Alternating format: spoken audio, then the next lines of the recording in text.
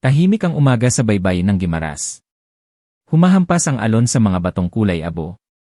Amoy alat ang hangin at may bahid ng nabubulok na damong dagat. Magkatabi kaming naglalakad ni Lito, pasan ang mabibigat na banyera ng tahong. Pawis ang likod namin kahit maaga pa. Wala kaming inik habang tinatahak ang makitid na daan papunta sa baryo. May mga punong mangga sa gilid, makapal ang dahon at halos hindi mapasok ng liwanag. Biglang humina ang hangin. Parang may kung anong nagbago sa paligid. Napatingin ako kay Lito. Nakatitig lang siya sa unahan, parang may napansin. May isang bahay na kahoy na nadaanan namin. Matagal ko nang kilala ang bahay na yon. Walang nakatira roon ayon sa matatanda. Ngunit may usok na lumalabas sa bintana. At may amoy. Hindi amoy lutong pagkain. Amoy sunog na laman. Tumigil si Lito. Dahan-dahan niyang ibinaba ang banyera. Narinig namin ang mahinang pagkaluskos mula sa loob. Parang may kumakain. Hindi iyon tunog ng kutsara o pinggan. Mas basang tunog. Mas malapot. Biglang may aninong dumaan sa bintana. Mabilis. Hindi malinaw ang hugis. Ngunit alam kong hindi iyon normal na tao. Napaatras ako. Kumapit si Lito sa braso ko. Malamig ang kamay niya kahit tirik ang araw. May bumulong mula sa loob ng bahay. Mahina. Pero malinaw. Tinatawag ang pangalan ko. Hindi iyon boses ng kakilala ko. Parang pinipilit maging pamilyar. Unti-unting bumukas ang pinto. Walang taong humawak. Kumirot ang sikmura ko sa kaba. Sumilip si Lito sa loob kahit pinigilan ko siya. Napamura siya ng mahina. Nanlaki ang mga mata niya. Sinundan ko ang tingin niya. May isang babae sa loob. Nakaupo sa sahig. Mahaba ang buhok na tumatakip sa mukha. May hawak siyang braso ng tao. Kinakain niya yon. May dugo sa baba niya. Tumulo hanggang lig. Dahan-dahan siyang tumingin sa amin. Ngumiti siya. Hindi iyon ngiting tao. Mas malapad. Mas matalim ang mga ngipin. Tumayo siya nang hindi gumagamit ng kamay. Parang gumapang pataas ang katawan niya. Lumakas ang tibok ng puso ko. Hindi ako makagalaw. Narinig ko ang pag-crack ng mga buto niya habang umaabot siya sa pinto. Mas lalong lumakas ang amoy. Halong dugo at bulok. Humakbang siya palabas. Ngunit hindi siya naglalakad. Para siyang dumudulas sa lupa. Sumigaw si Lito. Hinila niya ako palayo. Nabitawan ko ang banyera ng tahong. Nagkalat ang laman sa lupa. Ngunit may kakaiba. Ang ilang tahong ay gumagalaw. Parang may laman na hindi tahong sa loob. May narinig akong mahinang pagtawa sa likod namin. Hindi na yon galing sa bahay. Mas malapit na. Sa mismong tenga ko. Naramdaman ko ang malamig na hininga sa batok ko. At may dila na dumampi sa balat ko. Napapikit ako sa sobrang takot. Parang tumigil ang oras sa sandaling iyon. Narinig ko ang mabagal na paghinga sa likod ko. Hindi iyon kay Lito. Mas mabigat. Mas malalim. Unti-unti akong lumingon. Wala nang tao sa likod ko. Ngunit may bakas ng basang lupa sa balikat ko. At may bahid ng dugo sa lig ko. Sumigaw ako. Hinila ako ni Lito palayo. Takbo kami ng takbo sa makipot na daan. Sumasabit ang mga sanga sa mukha namin. Parang may mga kamay na humihila pabalik. Naririnig ko ang yabag sa likod namin. Hindi isa. Marami. Parang sabay-sabay silang sumusunod. Napatingin ako sa gilid. May mga anino sa pagitan ng mga puno. Gumagalaw kasabay namin. Ngunit hindi tumatakbo. Dumudulas lang sila sa dilim. Humihinal na si Lito. Halos mabitawan niya ang hawak ko. Bigla siyang nadapa. Bumagsak siya sa lupa. Narinig ko ang pagkapunit ng balat niya sa matulis na bato. May dugo agad. Maitim at makapal. Lalo pang lumakas ang mga yabag sa likod namin. Parang naaamoy nila. Sinubukan kong buhatin si Lito. Ngunit mabigat siya. At nanginginig ang katawan ko. Tumingin siya sa akin. Punong-puno ng takot ang mga mata niya. May sinabi siya. Ngunit hindi ko naintindihan. Dahil may ibang boses na pumasok sa tenga ko. Parehong boses mula sa bahay. Tinatawag ulit ang pangalan ko. Mas malapit. Mas malinaw. Napatingin ako sa likod ni Lito. May babae na nakatayo doon. Hindi ko siya narinig lumapit. Nandoon na lang siya. Nakatagilid ang ulo niya. Nakatingin diretsyo sa akin. Ngumiti siya ulit. May dugo pa rin sa labi niya. Ngunit mas marami na ngayon. May hawak siyang isa pang bahagi ng katawan. Hindi ko na tinanong kung kanino iyon. Unti-unti siyang lumapit. Hindi pa rin siya naglalakad. Parang hinihila siya ng hangin. Sumigaw si Lito. Pinilit niyang tumayo. Ngunit huli na. Biglang may sumulpot mula sa gilid. Isang anino ang dumapo sa kanya. Narinig ko ang malakas na lagapak. At kasunod noon ang tunog ng pagkapunit ng laman. Napaatras ako. Nadulas ako sa putik. Nalaglag ako sa lupa. Naramdaman ko ang malamig na tubig sa likod ko. May maliit na sapa pala doon. Pilit akong gumapang palayo. Hindi ko na tiningnan si Lito. Hindi ko kayang makita. Ngunit naririnig ko siya. Ang sigaw niya. Hanggang sa unti-unti itong humina. Hanggang sa tuluyang nawala. Naiwan akong mag-isa. Akala ko. Ngunit may anino na naman sa harap ko. Nakatayo sa gitna ng daan. Hindi ko makita ang mukha. Dahan-dahan itong yumuko. At doon ko nakita. Ako. Mukha ko ang nasa harap ko. Ngunit mali ang ngiti. Masyadong malapad. Masyadong madilim ang mga mata. Binuka niya ang bibig niya. At mula doon, lumabas ang boses ko. Tinatawag ang sarili kong pangalan. At naramdaman ko ang kamay niya na humawak sa aking mukha. Malamig ang mga daliri niya. Parang hindi galing sa buhay na katawan. Pinisil niya ang pisngi ko. Unti-unti. Hanggang sa maramdaman ko ang sakit. Ngunit hindi ako makasigaw. Parang may pumipigil sa boses ko. Nakatitig lang ako sa sarili kong mukha.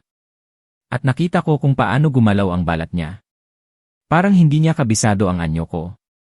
May bahagyang pag-angat at paglaylay. Parang maskarang hindi akma. Umiti siya ng mas malapad. At biglang bumuka ang panga niya ng sobra sa normal. May nakita akong madilim sa loob. Walang dila.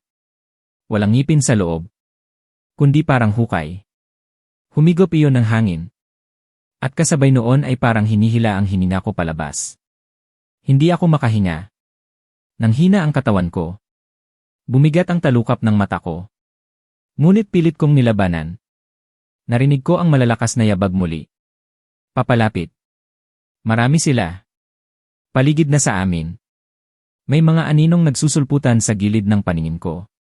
May mga matang kumikislap sa dilim. May mga pormang gumagapang sa lupa. At may mga nakabitin sa mga sanga. Nakatingin sa akin. Naghihintay. Parang may hudyat na hinihintay. Ang nilalang sa harap ko ay yumuko palalo. Dumikit ang noo niya sa noo ko. At naramdaman ko ang malamig niyang hininga na pumasok sa ilong ko. May kakaibang amoy. Hindi lang dugo.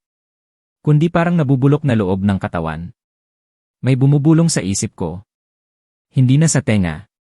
Diretso sa utak ko. Paulit-ulit ang sinasabi. Sumama ka sa amin. Sumama ka sa amin. Sumama ka sa amin. Naramdaman kong may gumagalaw sa ilalim ng balat ko. Parang may maliliit na bagay na gumagapang sa loob. Sumakit ang ulo ko. Umikot ang paningin ko. At biglang nag-iba ang lahat. Hindi ko na nakita ang kagubatan. Hindi ko na narinig ang sapa. Nasa loob na ako ng bahay. Yung bahay na nadaanan namin kanina. Amoy na amoy ko ang laman. Mas matindi. Mas sariwa. May mga kalat na buto sa sahig. May mga kamay at paa na nakatambak sa sulok. At may mga banyera ng tahong. Parehong-pareho sa amin. Ngunit hindi tahong ang laman. Kundi mga laman ng tao. Doon ako napasigaw. Ngunit wala pa ring lumabas na tunog. Sa harap ko ay may salamin. Luma. May mga bitak. At doon ko nakita ang sarili ko. Ngunit hindi na ako yon. Maputla ang balat ko. Namumula ang mga mata ko. At dahan-dahang humahaba ang ngipin ko. Narinig ko ang pagtawa sa likod ko. Sabay-sabay. Iba-ibang boses. Iba-ibang anyo. Lahat sila nakatingin sa akin. At isa-isa silang nagsalita. Hindi ka na makakabalik. At sa sandaling iyon, naramdaman ko ang matinding gutom. Hindi para sa pagkain, kundi para sa laman. Kumirot ang tiyan ko. Hindi iyon karaniwang gutom. Mas malalim. Mas marahas. Parang may hayop sa loob ko na gustong kumawala. Napayuko ako. Hinawakan ko ang tiyan ko. Nanginginig ang mga kamay ko. Ngunit unti-unti itong tumigil. Pinalitan ng kakaibang lakas. Dahan-dahan akong tumayo. Magaan na ang pakiramdam ng katawan ko. Parang wala ng bigat. Parang hindi na ako tao. May inilapit sa akin na isang piraso ng laman. Hindi ko alam kung sino ang nagbigay. Hindi ko na rin tinanong. Tinitigan ko yon. Dati, masusuka ako sa ganitong tanawin. Ngunit ngayon, may laway na tumulo sa labi ko. Inamoy ko ito. Mainit pa. Sariwa. At sa isang iglap. Kinagat ko. Walang pag-aatubili. Walang awa. Pumatak ang dugo sa baba ko. At doon ako napangiti. Parehong ngiti ng nakita ko kanina. Masyadong malapad. Masyadong mali. Narinig ko ang palakpakan sa paligid. Parang may tinatanggap na bagong miyembro. Lumapit ang babaeng una kong nakita. Hinaplos niya ang ulo ko. Parang ina na natutuwa. Ngunit malamig pa rin ang kamay niya. At may bulong siyang iniwan sa tenga ko. Ngayon ay isa ka na sa amin. Napapikit ako. At nang muling dumilat, nasa labas na ako ng bahay. Tahimik ang paligid. Parang walang nangyari. Naroon ang mga banyera ng tahong sa gilid. Maayos. Malinis. Parang walang dugo. Parang walang katawan. Ngunit may kakaiba. Naririnig ko na ang bawat galaw sa paligid. Ang paglipad ng ibon. Ang paggapang ng insekto. Ang tibok ng puso ng kung sino man ang dumadaan sa malayo. Napangiti ako ulit. At may dumating na mga tao sa daan. Mga mamimili. Mga walang kamalay-malay. Sumigaw ako. Tahong po. Sariwang tahong. Lumapit sila. Tumingin sa laman ng banyera. Ngumiti sila. Hindi nila alam. Hindi nila naamoy. Hindi nila nakikita. Na ang ilan sa mga tahong ay hindi nagaling sa dagat. At habang inaabot ko ang paninda, naramdaman ko ang paggalaw sa loob ng mga kabibe. Parang may gustong lumabas. At sa bawat pagbukas ng mga ito, mas lalo akong nagugutom. Mas lalo akong nasasanay. At sa malayo, may nakita akong pamilyar na anyo na naglalakad papunta sa amin. Pasan ang banyera. Pawis ang likod. Nag-iisa. At nang mapalapit siya, nakilala ko. Kaibigan ko siya. Si Lito. Ngunit alam kong hindi na yon ang dating Lito. Dahil nakita ko ang ngiti niya. Kapareho ng sa akin. Huminto siya sa harap ko. Walang imik. Magkatinginan kami. Parang walang nangyari. Parang bumalik lang sa dati. Ngunit ramdam ko ang kakaiba. Wala na ang dating kaba sa kanya. Wala na ang takot. Pinalitan ng gutom. Nang parehong gutom na nasa loob ko. Dahan-dahan niyang ibinaba ang banyera. Kasabay ko. Sabay kaming sumigaw. Tahong po. Sariwang tahong. May lumapit na isang matandang babae. May dalang bayong. Umiti siya sa amin. Simple. Walang halong duda. Tiningnan niya ang laman ng banyera ko. Humawak siya ng isa. Binuksan niya. At sa sandaling iyon, tumigil ang lahat sa paligid. Hindi siya sumigaw. Hindi siya umatras. Umiti pa rin siya. Ngunit unti-unting nagbago ang anyo niya. Humaba ang mga daliri niya. Umutim ang mga kuko. At ang ngiti niya, mas lumapad pa kaysa sa amin. Napatingin ako kay Lito. Ngumiti siya ng mas malalim. Parang matagal na niyang alam. Na hindi lang kami ang naglalako. Hindi lang kami ang nag-aabang. Unti-unting naglabasan ang iba. Mula sa mga bahay. Mula sa likod ng mga puno. Mula sa ilalim ng mga kubo. Mga taong akala mo normal. Ngunit pare-pareho ang mga mata. Pare-pareho ang ngiti. Pare-pareho ang gutom. Napatingin ako sa langit. Madilim na pala. Hindi ko na malayang lumipas ang oras. At sa bawat taong dumadaan sa kalsada. Mas dumarami kami. Mas lumalapit kami. Mas sabay-sabay kaming tumatawag. Tahong po. Sariwang tahong. At sa bawat paglapit nila. Sa bawat paghawak nila sa laman. May isa na namang nadadagdag sa amin. May isa na namang napapalitan ng anyo. Hanggang sa wala nang natirang normal. Wala nang natirang ligtas. At sa gitna ng lahat. Nakatayo ako. Ngumiti. At sa kaibuturan ng isip ko. May maliit na bahagi na sumisigaw pa rin. Na gusto kong tumakas. Na gusto kong bumalik. Ngunit sa tuwing may lalapit. Sa tuwing may amoy ng sariwang laman. Nawawala iyon. Napapalitan ng saya. Ng kasabikan. At habang inaabot ko ang susunod na banyera. May batang lumapit sa akin. Nakatingin siya diretsyo sa mata ko. Tahimik. Walang takot. Ngunit may kakaiba. Ngumiti siya. At bumulong. Ikaw na ang susunod na maghahanap ng kapalit mo. Napatigil ako, parang may bumalik na malamig na pakiramdam sa dibdib ko. Hindi gutom. Kundi takot. Ngunit sandali lang. Dahil unti-unti itong nilamon ng kung ano na ako ngayon. Lumapit ang bata. Hinawakan niya ang kamay ko. Mainit ang balat niya. Buhay na buhay. Mas lalo akong nagutom. Ngunit hindi ako kumagat. May kung anong pumipigil. May kung anong utos na hindi ko pa nauunawaan. Tumingin siya sa mga mata ko. At doon ko nakita. Hindi siya takot. Hindi siya inosente. Pareho siya namin. Ngunit mas matanda. Mas malalim ang dilim sa kanya. Bumulong siya ulit. Hindi ka pwedeng manatili lang dito. Kailangan mong pumili.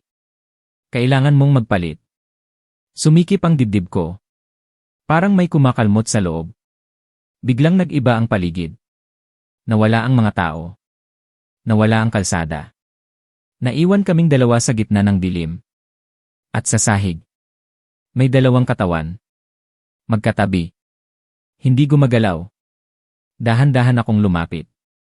Kahit ayaw ko. Parang hinihila ako. At nang makita ko ang mukha. Nanlambot ang tuhod ko. Ako. At si Lito. Ang dating kami. Maputla. Walang buhay. May bakas ng kagat sa leg. At sa dibdib. Napaatras ako. Ngunit hinawakan ng bata ang ulo ko. Pinilit niyang ipatingin ulit. Iyan ang iniwan niyo. Iyan ang kapalit. Naramdaman ko ang pag-ikot ng mundo. Parang may dalawang boses sa loob ko. Isa na sumisigaw. Isa na tumatawa. Ang bata ay ngumiti. At itinuro ang sarili ko sa lupa. Kailangan mong palitan ang sarili mo. O tuluyan kang mawawala. Biglang bumalik ang lahat. Ang kalsada. Ang mga tao. Ang mga kasama ko. Si Lito sa tabi ko. Ngumiti siya. Parang walang nangyari. Ngunit alam ko na ngayon. Hindi kami kumpleto. Hindi kami buo. May kulang. At kailangan namin yon punan. Lumapit ang isang binata. Pagod ang mukha. Pawis ang noo. Katulad namin noon. Hinawakan niya ang banyera. Ngumiti siya sa amin. At sa sandaling iyon, may narinig akong bulong sa loob ko. Ito na. Iabot mo. Palitan mo ang sarili mo. Unti-unti kong iniangat ang kamay ko. Iniabot ko ang tahong. At habang nakatingin siya sa akin, umiti ako ng mas malapad. Mas madilim. At sa kaibuturan ng isip ko. Alam ko. Sa sandaling kumagat siya. Hindi na siya babalik. At ako. Mas lalo akong mawawala. Kinagat niya ang laman. Walang pagdududa. Walang pag-aatubili. Ngumiti pa siya habang ngumunguya. At sa unang kagat pa lang, nakita ko na agad ang pagbabago. Nanlaki ang mga mata niya. Hindi dahil sa sarap. kundi dahil sa pagkagulat. Parang may biglang gumalaw sa loob niya. Napahawak siya sa tiyan niya. Napaatras ng isang hakbang. Tumingin siya sa akin. Humihingi ng paliwanag. Humihingi ng tulong. Ngunit huli na. Unti-unting nangitim ang mga ugat sa leg niya. Gumapang pataas sa mukha. Hanggang sa umabot sa mga mata. Nawala ang puti. Napuno ng dilim. Bumuka ang bibig niya. Sumigaw sana siya. Ngunit walang lumabas na tunog. Sa halip, may tumulong maitim na likido. Makapal. Malapot. At naamoy ko yon. Sariwa. Mainit. Mas lalo akong nagutom. Napaatras siya. Ngunit may humawak sa likod niya. Hindi na siya nakatakas. Ang mga kasama ko. Ang mga anino. Sabay-sabay silang lumapit. Ngumiti. Naghintay. At sa gitna nila, nakita ko ang sarili ko. Yung dating ako. Nakatingin sa akin. May luha sa mata. Sumisigaw. Ngunit walang tunog. Pinipilit akong pigilan. Pinipilit akong umatras. Ngunit hindi ko magawa. Dahil ang kamay ko ay kusa ng gumagalaw. Kumuha ako ng isa pang tahong. Inabot ko sa binata. At nang hawakan niya yon, naramdaman ko ang isang bagay. May kumalas sa loob ko. Parang may napunit. Masakit. Ngunit kasabay noon, may gumaan. May nawala. At ang sumigaw na boses sa loob ko ay biglang natahimik. Tuluyan.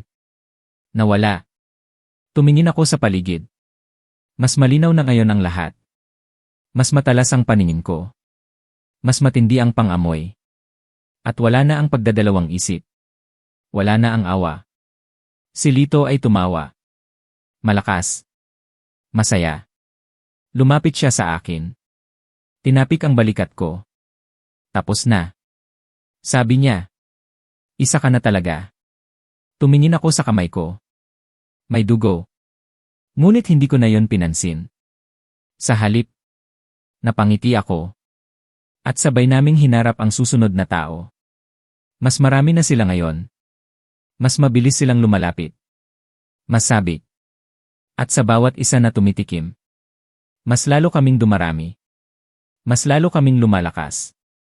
Mas lalo kaming nagiging normal. Hanggang sa dumating ang sandali. Na wala nang nakakaalala. Kung ano ang tunay. Kung sino ang tao. At kung sino ang gutom. At sa gitna ng ingay ng palengke. Sa gitna ng sigawan ng mga nagtitinda. May isang tinig na paulit-ulit na naririnig. Tahong po. Sariwang tahong. At sa bawat makakarinig. Sa bawat lalapit. May isang mundong tahimik na nawawala. At habang patuloy ang sigawan sa palengke. May isang lalaking dumaan. Pagod ang mukha. Mabigat ang hakbang. Hindi siya agad lumapit. Tumigil lang siya sa gilid, pinagmamasdan kami. May kakaiba sa tingin niya. Parang may alam. Parang may naaalala. Naramdaman ko ang kakaibang kirot sa ulo ko. Isang saglit na alaala. Isang umaga sa tabing dagat. Ako at si Lito. Tawanan. Pagod. Tutu. Ngunit agad itong naglaho. Pinalitan ng gutom. Nang dilim. Lumapit ang lalaki. Dahan-dahan. Hindi siya ngumiti. Hindi siya nagsalita. Tumingin siya sa akin. Diretso sa mata. At sa unang pagkakataon, ako ang nakaramdam ng kaba. May bulong sa loob ko. Umatras ka. Ngunit hindi ako gumalaw. Hindi ko kaya. Inabot ko ang tahong. Tulad ng ginagawa ko sa lahat. Ngunit hindi niya ito kinuha agad. Hinawakan niya ang kamay ko. Mahigpit. Mainit. Buhay. At sa hawak na yon, may pumasok sa isip ko. Mga alaala. Hindi akin. Mga mukha ng mga taong nawala. Mga sigaw. Mga pakiusap. Mga pangalang hindi ko kilala. Napasinghap ako. Biglang umatras ang lalaki. Ngunit hindi siya tumakbo. Tumingin siya sa paligid. Sa lahat ng kasama ko. Sa lahat ng umingiti. At saka siya nagsalita. Mahina. Ngunit malinaw. Hindi pa huli ang lahat. Biglang nag-iba ang hangin. Humigpit ang paligid. Naramdaman ko ang galit ng mga kasama ko. Narinig ko ang sabay-sabay na ungol. Hindi nila gusto ang sinabi niya.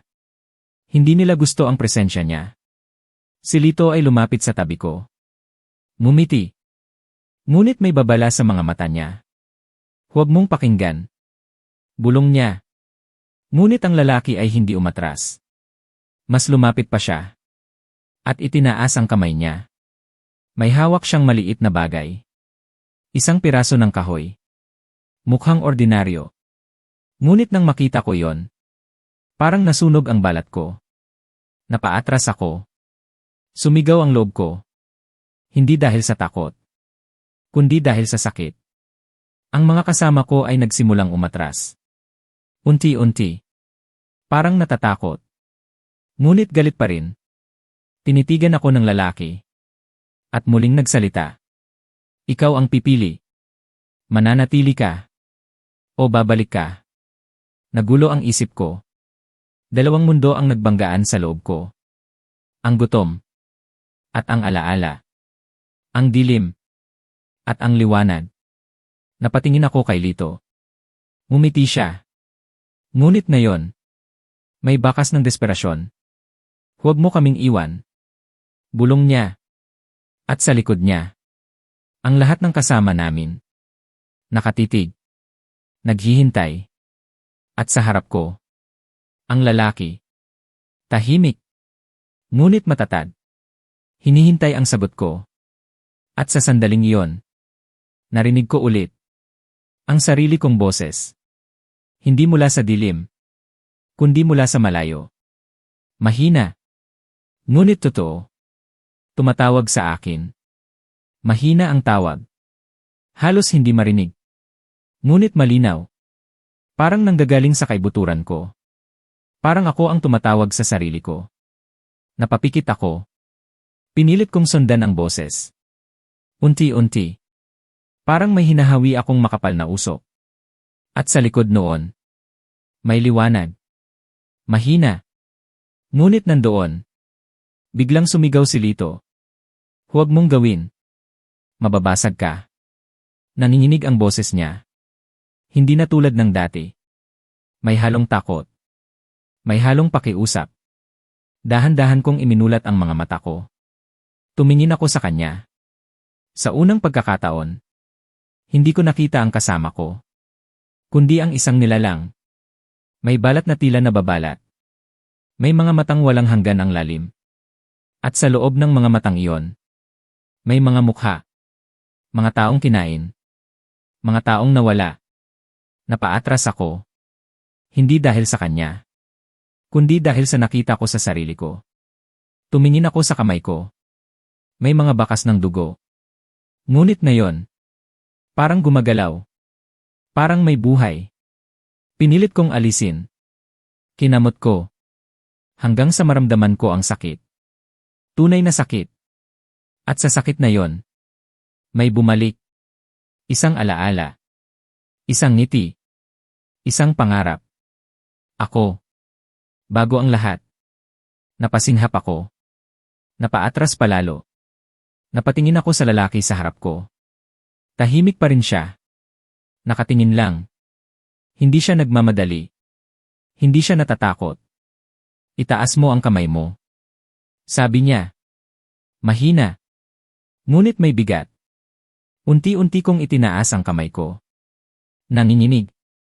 Parang may humihila pababa. Parang may pumipigil. Narinig ko ang sabay-sabay na sigaw sa paligid.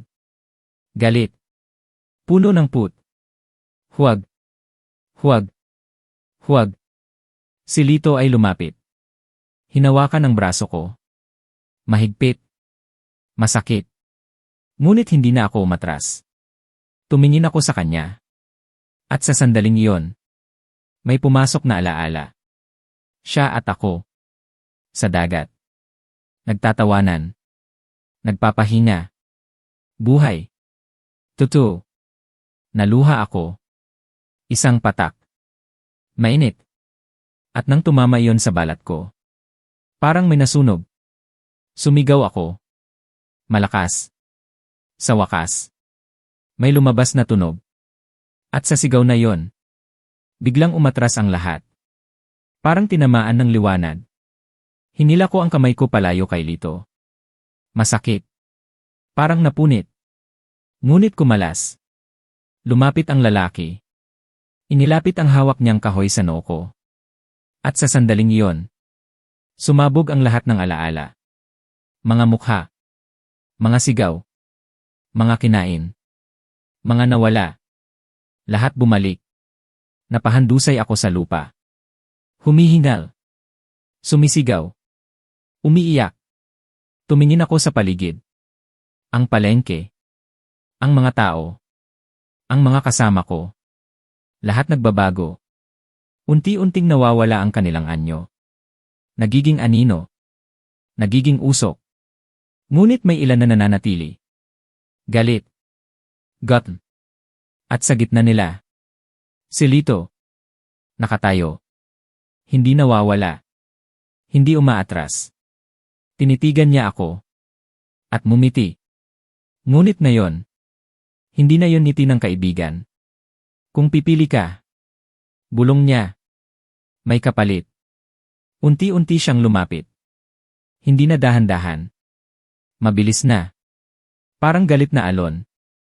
At sa likod niya, ang dilim. Bumubukas. Handang lumamon ulit. Umalinggaw ang yabag niya sa lupa. Mabilis. Mabigat.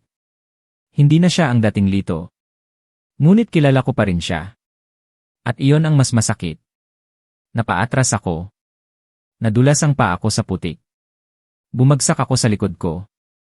Naramdaman ko ang lamig ng lupa. At ang panginginig ng buong katawan ko. Lumapit siya. Mas malapit. Mas malinaw ang anyo niya. Bukas ang bibig. Mahahaba ang ngipin. May mga hibla ng laman sa pagitan, may mga matang hindi na marunong makaramdam. Tumigil siya sa harap ko. Tinitigan ako. Sandali. Parang may huling bakas ng pagkatao. Ngunit agad itong nawala. Pinalitan ng galit. Pinalitan ng gutom. Sumugod siya. Mabilis. Diretso sa lig ko. Ngunit bago siya makadampi, may malakas na liwanag ang sumiklab. Mula sa kahoy na hawak ng lalaki. Napaurong si Lito. Sumigaw. Isang tunog na hindi na tao. Umalinggaw sa buong paligid. Napahawak ako sa ulo ko. Hindi ko kinaya ang lakas ng tunog. Ang ibang nilalang ay nagtakbuhan. Naglaho sa dilim. Nagkubli sa mga anino, ngunit si Lito. Hindi umatras ng tuluyan. Unti-unti siyang tumayo ulit. Mas galit. Mas mabangis. At tumingin sa akin. Ikaw ang pumili. Sigaw niya. Ako o sila. Ako o ikaw. Nanigas ako. Hindi ako makasagot. Hindi ko alam kung alin ang tama. Ang lalaki sa likod ko ay nagsalita. Hindi mo na siya maililigtas. Ngunit maililigtas mo ang sarili mo. Mas lalong bumigat ang dibdib ko. Napatingin ako kay Lito. Sa kaibigan ko. Sa kasama ko. Sa taong minsang tumulong sa akin. At sa nilalang na ngayon ay gustong pumatay sa akin. Unti-unti akong tumayo. Masakit ang katawan ko. Ngunit pinilit ko. Tumingin ako sa kanya. Diretso. At sa unang pagkakataon, hindi ako natakot. Nalungkot lang. Naglakad ako palapit sa kanya. Dahan-dahan. Hindi ako umatras. Hindi ako tumakbo. Nakita ko ang pagkalito sa mga mata niya. Isang saglit. Isang maliit na saglit. Lito. Sabi ko. Mahina. Ngunit malinaw. Tayo ito. Tayo dati. Parang may kumurap sa loob niya. Parang may kumawala. Ngunit bigla siyang sumigaw. At sumugod ulit. Sa pagkakataong iyon. Hindi ako umiwas. Hindi ako umatras. Yumakap ako sa kanya. Mahigpit. Kahit naramdaman ko ang matatalim niyang ngipin sa balikat ko. Kahit naramdaman ko ang sakit. Hindi ako bumitaw. At sa gitna ng sakit, bumulong ako. Patawad. Biglang nagliwanag ang paligid. Mas malakas. Mas matindi. Sumigaw si Lito. Mas malakas. Mas masakit pakinggan. Naramdaman ko ang katawan niya na nanginginig. Parang nasusunog. Unti-unti siyang humina sa yakap ko. Unti-unti siyang bumigat. Hanggang sa tuluyan siyang bumagsak. Tahimik. Walang galaw. Naiwan akong nakaluhod. Hawak ang katawan niya. Humihingal. Umiiyak. Tumingin ako sa mukha niya. Bumalik ang anyo niya. Sandali. Isang saglit lang. Ngumiti siya. Mahina. Tulad ng dati. At sa katuluyang nawalan ng buhay. Nanginig ang kamay ko. Hindi ko alam kung gaano katagal akong nandoon. Hanggang sa maramdaman ko ang kamay ng lalaki sa balikat ko. Tahimik na ang paligid. Wala nang anino. Wala nang mga mata sa dilim. Ang palengke ay normal na ulit. Parang walang nangyari. Ngunit alam ko. Hindi iyon totoo. Dahil sa loob ko. May natira. Hindi na gutom. Hindi na dilim. Kundi marka. Isang bagay na hindi na mawawala. At habang unti-unti akong tumatayo, narinig ko ang mahinang bulong sa hangin. Hindi na malakas. Hindi na sabay-sabay. Kundi pa isa-isa. Tahong po. Sariwang tahong. Napatigil ako sa paghinga. Parang bumalik ang lamig sa likod ko. Hindi na yon ingay ng palengke. Hindi na yon alaala. Totoo iyon. Mula sa malayo. Mahina. Ngunit malinaw. Tahong po. Sariwang tahong. Dahan-dahan akong lumingon. May isang batang nakatayo sa gilid ng daan. Pasan ang maliit na banyera. Ngumiti siya sa akin. Parehong ngiti. Parehong dilim. Nanikip ang dibdib ko. Hindi pa tapos. Hindi ito natapos kay Lito. Hindi ito natapos sa akin. Nagpapatuloy ito. Sa iba. Sa susunod. Humakbang ako palapit. Dahan-dahan. Hindi na takot ang naramdaman ko. Kundi ka ba na may halong pangunawa? Tumingin siya sa akin. Diretso sa mata. Parang kilala niya ako. Parang matagal na niya akong hinihintay. Inabot niya ang isang tahong. Tahimik. Walang salita. Ngunit sapat na yon. Napatingin ako sa kamay ko. May bahid pa rin ng dugo. Hindi nawawala. Hindi mabura. Humigpit ang hawak ko sa sarili kong damit. Naalala ko ang sakit. Ang liwanag. Ang pagpili. At ang pagkawala. Napatingin ulit ako sa bata. Naghihintay pa rin siya. Hindi gumagalaw. Hindi kumukurap. At sa likod niya. May mga anino na unti-unting nabubuo. Hindi pa buo. Ngunit paparating. Naroon pa rin sila. Nag-aabang, naghihintay ng isa pang pagkakamali. Ng isang kagat. Isang sandali ng kahinaan. Unti-unti kong iniangat ang kamay ko. Palapit sa tahong. Nanginginig. Hindi dahil sa takot. Kundi dahil sa tukso. Sa sandaling iyon. Dalawang boses ulit ang bumalik. Isa na nagsasabing tanggapin. Isa na nagsasabing labanan. Napapikit ako. Huminga ng malalim. At nang muling dumilat. Nakita ko ang sarili ko sa mga mata ng bata. Hindi na bilang halimaw. Kundi bilang babala. Dahan-dahan kong ibinaba ang kamay ko. Hindi ko tinanggap. Hindi ako kumagat. At sa unang pagkakataon, ako naman ang nagsalita. Mahina. Ngunit matatag. Tumigil ka. Nanatili ang ngiti niya. Ngunit may bahagyang pagbitak. Parang may nasisira sa loob niya. At sa likod niya. Ang mga anino ay gumalaw. Nag-alboroto. Parang hindi nila gusto ang nangyayari. Lumakas ang hangin. Umikot sa paligid namin. May mga bulong na naghalo-halo. Galit. Put. Gotten. Ngunit hindi ako umatras. Tumayo ako ng tuwid. Hinarap ko sila. At kahit nanginginig pa rin ang katawan ko, hindi ako lumuhod. Hindi ako bumigay. At sa gitna ng ingay, ng dilim, ng tukso, may isang bagay na nanatili. Isang maliit na liwanag. Mahina. Ngunit hindi nawala. At habang unti-unting humihina ang mga bulong, habang unti-unting naglalaho ang mga anino, narinig ko ang sarili kong boses. Mas malinaw na ngayon. Mas buo. Hindi pa tapos. Hindi pa tapos. Dahil alam ko, hindi ito isang beses lang mangyayari. Hindi ito isang laban lang. Araw-araw itong babalik. Sa anyo ng gutom. Sa anyo ng alaala. Sa anyo ng tukso. Tumingin ako sa bata. Unti-unti siyang umatras. Hindi na siya ngumiti. Hindi na siya nagsalita. Parang may pumipigil sa kanya. Parang may nawawala sa kanya. At sa bawat hakbang niya palayo, ang mga anino sa likod niya ay napunit. Naglaho. Parang usok na tinatangay ng hangin. Naiwan akong mag-isa sa gitna ng daan. Tahimik. Masyadong tahimik. Napatingin ako sa paligid. Ang palengke ay normal na ulit. Mga tao. Mga tindero. Mga boses. Walang nakakaalam. Walang nakakita.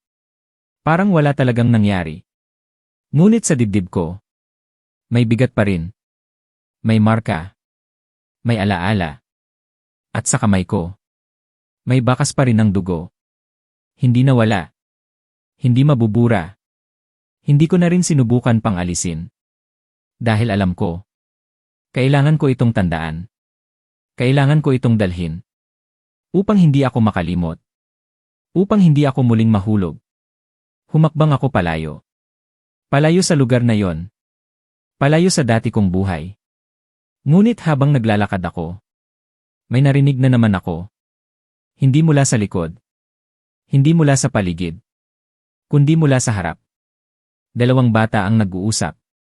May hawak na maliit na banyera. At narinig ko ang isa na nagsabi, "Turuan mo ako kung paano maglako." Tahong po. Sariwang tahong. Napatigil ako. Unti-unting lumingon. At sa sandaling nagtagpo ang mga mata namin. Ngumiti sila. Parehong ngiti. Parehong dilim. At sa likod nila, may mga anino na muli nang bumubuo. Mas marami. Mas mabilis. Mas handa. Humigpit ang kamao ko. Hindi na ako umatras. Hindi na ako natakot. Dahil alam ko na ngayon kung ano ang kaharap ko. Kung ano ang laban. At kung ano ang kailangang gawin. Huminga ako ng malalim. At humakbang papunta sa kanila. Hindi bilang biktima. Hindi bilang halimaw. Kundi bilang isang taong nakaligtas. At handang lumaban. Humakbang ako ng mas mabilis. Hindi na ako nag-alinlangan. Hindi na ako tumigil.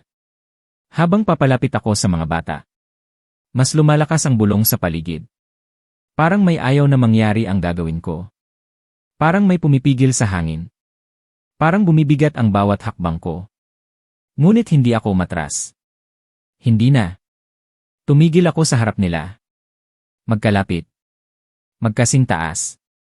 Parehong nakatingin sa akin. Parehong nakangiti. Tahimik. Ngunit puno ng ibig sabihin. Inabot ng isa ang tahong. Mas malapit. Mas mapilit. Halos idikit sa kamay ko. Narinig ko ulit ang bulong. Kunin mo. Tapusin mo. Balik ka. Ngunit may isa pang boses. Mas mahina. Ngunit mas malinaw. Huwag. Tumingin ako sa kanilang mga mata. At doon ko nakita. Hindi pa sila tuluyang nawawala. May natitira pa. Maliit. Mahina. Ngunit buhay pa. Dahan-dahan kong hinawakan ang kamay ng bata. Hindi ang tahong. Ang kamay niya. Naramdaman ko ang init. Naramdaman ko ang tibok. Mabilis. Takot. At sa sandaling iyon, alam ko, may pag-asa pa. Sumigaw ang mga anino sa paligid. Galit. Mas malakas. Mas mabangis. Umikot ang hangin. Parang bagyo sa gitna ng daan. Ngunit hindi ako bumitaw. Mas hinigpitan ko pa ang hawak ko. Tumingin ako sa bata. At nagsalita. Mahina. Ngunit buo. Hindi mo kailangan sumama sa kanila. Biglang kumurap siya. Isang beses. At sa sandaling iyon, nagbago ang mukha niya. Saglit. Nawala ang ngiti. Pinalitan ang takot. Ng pagkalito. Ng sakit. Sumigaw siya. Totoong sigaw. Hindi tulad ng dati. Napaatras ang isa pang bata. Nabitawan ang banyera. Nalaglag ang mga tahong sa lupa. At sa pagbagsak ng mga yon, may narinig akong basag. Hindi kabibe. Kundi parang buto. Napatingin ako. At nakita ko. Ang laman sa loob. Hindi tahong. Kundi maliliit na bahagi ng laman. Ng tao. Ngunit habang tinitigan ko yon, unti-unti itong naglaho. Parang ilusyon. Parang panlilin lang. Sumigaw muli ang bata sa harap ko. Humawak sa ulo. Parang may hinihila palabas. At sa likod niya, may anino na napunit. Sumigaw iyon. Isang matinis na tunog. At saka naglaho. Biglang tumahimik ang paligid. Walang hangin. Walang bulong. Walang anino. Naiwan kaming tatlo. Humihingal. Nanginginig. Unti-unting bumagsak ang bata sa harap ko. Nahimatay. Ngunit humihinga pa. Buhay pa. Ang isa naman. Nakatayo pa rin. Ngunit wala na ang ngiti. May luha sa mata. Tumingin siya sa akin. Takot. Nalilito. At doon ko nakita. Ang simula ng pagbabalik. Lumuhod ako. Tinulungan ko ang batang nakahandusay. At habang binubuhat ko siya, may naramdaman akong kakaiba. Hindi sakit. Hindi gutom. Kundi init. Mahina. Ngunit lumalakas. Sa loob ng dibdib ko. At sa unang pagkakataon, mula nang magsimula ang lahat, naramdaman ko ulit ang pagiging tao. Mainit ang pakiramdam sa dibdib ko. Parang may apoy na muling sinindihan. Hindi nakakasunog. Kundi nagbibigay buhay, hinawakan ko ang bata ng mas mainat. Ramdam ko ang paghinga niya. Mahina. Ngunit tuloy-tuloy. Buhay pa siya. Tumingin ako sa isa pang bata. Nakatayo pa rin siya. Nanginginig. Hindi alam ang gagawin. Lumapit ako sa kanya. Hindi siya umatras. Hindi rin siya lumapit.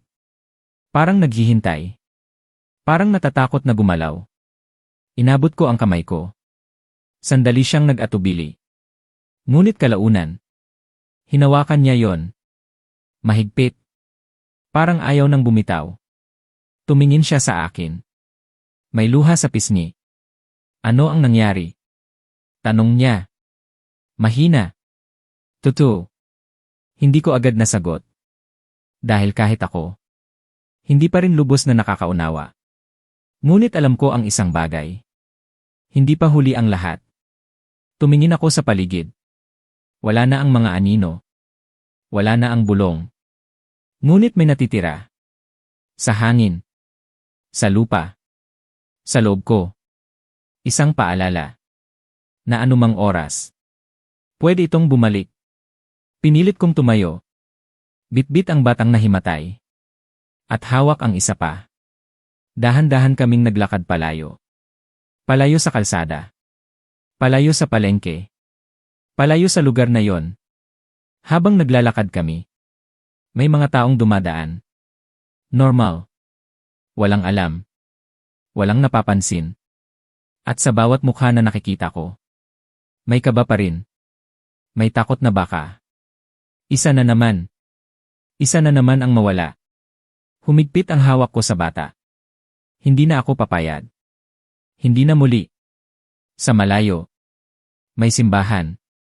Tahimik. Nakatayo. Parang naghihintay. Doon ako tumungo. Hindi ko alam kung bakit. Ngunit may hatak. May pakiramdam na kailangan Pagdating namin sa pintuan, bigla akong napatigil. May narinig ako. Mahina. Halos hindi marinig. Ngunit pamilyar. Tahong po. Sariwang tahong. Nanlamig ang likod ko. Dahan-dahan akong lumingon. Sa kabilang kanto, may isang matandang lalaki. Pasan ang banyera. Nakayuko. Ngunit unti-unti siyang nag-angat ng ulo. At nang makita ko ang mukha niya, nakita ko ang ngiti. Parehong ngiti. Parehong dilim. At sa likod niya, sa mga anino ng mga gusali, may mga hugis na muling gumagalaw. Unti-unting bumabalik. Mas tahimik. Mas maingat. Mas mapanganib. Naramdaman ko ang init sa dibdib ko. At ang lamig sa paligid. Magkasabay. Magkalaban. Tumingin ako sa dalawang batang kasama ko. Walang muwang. Walang kamalay-malay. Ngunit buhay. At iyon ang mahalaga. Huminga ako ng malalim. At muling humakbang. Hindi palayo. Kundi papunta. Sa dilim. Sa laban. Sa hindi pa tapos na kwento. Mas mabigat ang bawat hakbang ko. Hindi dahil sa pagod. Kundi dahil sa alam kong kaharapin ko. Ang matandang lalaki ay nakatayo pa rin. Hindi gumagalaw. Parang naghihintay. Parang alam niyang lalapit ako. Pinahawak ko sa bata ang kasama niyang nahimatay. Dahan-dahan. Maingat. Huwag kang lalayo. Sabi ko. Tumango siya. Takot. Ngunit may tiwala. Humarap ako sa matanda. Unti-unti akong lumapit. Mas lumalakas ang pakiramdam sa dibdib ko. Yung init. Parang lumalaban. Parang may gustong itulak pabalik ang dilim. Umiti ang matanda. Mas malapad habang papalapit ako. Kitang-kita ko ang mga ngipin niya. Mahahaba. May bakas ng dugo. At nang tuluyan akong huminto sa harap niya, bigla siyang nagsalita. Mahina. Ngunit malamig. Huli ka na. May kumirot sa ulo ko. Isang iglap ng alaala. Mga mukha. Mga batang tulad nila. Mga taong hindi nakaligtas. Ngunit hindi ako umatras. Hindi na. Tumingin ako sa mga mata niya. Diretso. At nagsalita. Hindi pa. Sa sandaling iyon, biglang nagbago ang paligid. Nawala ang ingay ng kalsada. Nawala ang mga tao. Naiwan kaming dalawa sa gitna ng katahimikan. At sa likod niya, unti-unting lumabas ang mga anino. Mas marami. Mas buo. Hindi na nagtatago. Nakatitig lahat sa akin. Naghihintay. Ng isang pagkakamali. Ng isang kahinaan. Ngunit ang dibdib ko, mas lalong uminit. Parang may apoy na sumisiklab. Hindi ako nag-iisa. Naramdaman ko yon. Hindi ko man makita. May lakas na kasama ko. May dahilan. May alaala. At may pagpili. Sumugod ang matanda. Biglaan. Mabilis. Diretso sa akin. Ngunit handa na ako. Hindi ako umatras. Itinaas ko ang kamay ko. At sa sandaling iyon, may liwanag na sumiklab mula sa dibdib ko. Hindi malakas. Ngunit sapat. Tumama yon sa kanya. Napaurong siya. Sumigaw. Mas malakas kaysa kay Lito noon. Mas malalim. Mas galit. Ang mga anino sa likod niya ay nag-alboroto. Parang nasaktan din. Parang napaatras. Huminga ako ng malalim. At isang hakbang pa ang ginawa ko. Papunta sa kanya. Hindi ako tumigil. Hindi ako natakot. Dahil alam ko na ngayon. Hindi lang ako lumalaban para sa sarili ko. Kundi para sa mga nawala. Para sa mga muntik nang mawala. Para sa mga hindi pa nila naaabot. Tinitigan ko ang matanda. At sa sandaling iyon, may nakita akong kakaiba. Sa likod ng ngiti niya, may bakas ng takot. Maliit. Ngunit nandoon. At doon ko naintindihan. Hindi sila walang hanggan. Hindi sila hindi matatalo. Umaasa lang sila sa dilim, sa gutom, sa kahinaan. Ngunit kung may lalaban, kung may pipili, may mababago. Umigting ang pangako. At muling sumiklab ang liwanag. Mas maliwanag. Mas matatag. At habang umatras ang matanda. Habang naglaho ang ilan sa mga anino. Narinig ko ulit ang mga bulong. Ngunit ngayon, hindi na sila malakas. Hindi na sila nangingibabaw. Dahil sa loob ko, may isang tinig na mas malinaw. Mas matatag. At patuloy na lumalaban. Mas lumakas ang tibok ng puso ko. Hindi na dahil sa takot, kundi dahil sa tapang na unti-unting nabubuo. Humakbang pa ako pasulong. Habang ang matanda ay patuloy na umaatras. Hindi na siya kasing kumpiyansa kanina. Nawala ang kontrol niya sa paligid. Ang mga anino ay nagkakagulo. Parang nawala ng direksyon. Parang hindi na alam kung saan kakapit. Itinaas ko ang kamay ko. Hindi para umatake, kundi para tumayo. Para manatili. Para hindi bumigay. At sa simpleng pagtayo ko roon, may nangyari. Ang liwanag mula sa dibdib ko ay kumalat. Hindi biglaan, kundi dahan-dahan. Parang umagang sumisilip sa dilim. Unti-unting tinamaan ang lupa. Ang hangin. Ang mga anino. Narinig ko ang kanilang mga sigaw. Masakit. Puno ng galit. Ngunit mahina na. Hindi na katulad ng dati. Napatingin ako sa matanda. Ngunit nag-iba na siya. Ang mukha niya ay parang nababasag. Parang piraso-piraso. Sa bawat liwanag na tumatama sa kanya, may nawawala. May kumakalas at sa likod ng anyo niya, may ibang mukha. Isang ordinaryong matanda. Takot. Pagod. Parang matagal nang nakakulong. Nanlaki ang mata ko. Hindi lang sila halimaw. May mga taong nawala sa loob nila. May mga taong hindi na nakabalik. Ngunit marahil, may ilan pang pwedeng iligtas. Humigpit ang loob ko. Hindi ko pwedeng sirain lang. Kailangan kong palayain. Kailangan kong ilabas. Lumapit ako sa kanya. Hindi na siya sumugod. Hindi na siya ngumiti. Nanginginig na lang siya. Inabot ko ang kamay ko. Diretso sa kanya. Sa una, ayaw niyang humawak. Parang may pumipigil sa kanya. Ngunit pilit kong inabot. At nang magdikit ang mga kamay namin, biglang sumiklab ang liwanag. Mas maliwanag. Mas mainit. Sumigaw siya. Ngunit hindi na yon galit. Kundi sakit. Kundi paglaya. At sa sigaw na yon, ang mga anino sa paligid ay isa-isang napunit. Parang papel. Parang usok na nilalamon ng hangin. Ang dilim ay umurong. Paunti-unti. Hanggang sa tuluyang naglaho. Bumagsak ang matanda sa lupa. Tahimik. Humihinga. Buhay. Napaatras ako. Humihingal. Pagod. Ngunit may kakaibang gaan sa dibdib ko. Napatingin ako sa paligid. Ang mundo ay bumalik. Mga tao. Mga ingay. Mga kulay. Walang bakas ng dilim. Ngunit alam ko, hindi iyon nangangahulugang tapos na. Dahil habang tumatalikod ako, narinig ko ulit. Mahina. Malayo. Parang nagmumula sa kung saan. Tahong po. Sariwang tahong. Napapikit ako sandali. Huminga ng malalim. At muling dumilat. Handa. Handa. Hindi para matapos ang laban, kundi para harapin ito muli. Humakbang ako pabalik sa mga bata. Nakatayo pa rin sila. Nakatingin sa akin. May takot pa rin sa mata. Ngunit may pag-asa na. Hinawakan ko sila sa balikat. Mahina. Maingat. Ligtas na kayo. Sabi ko.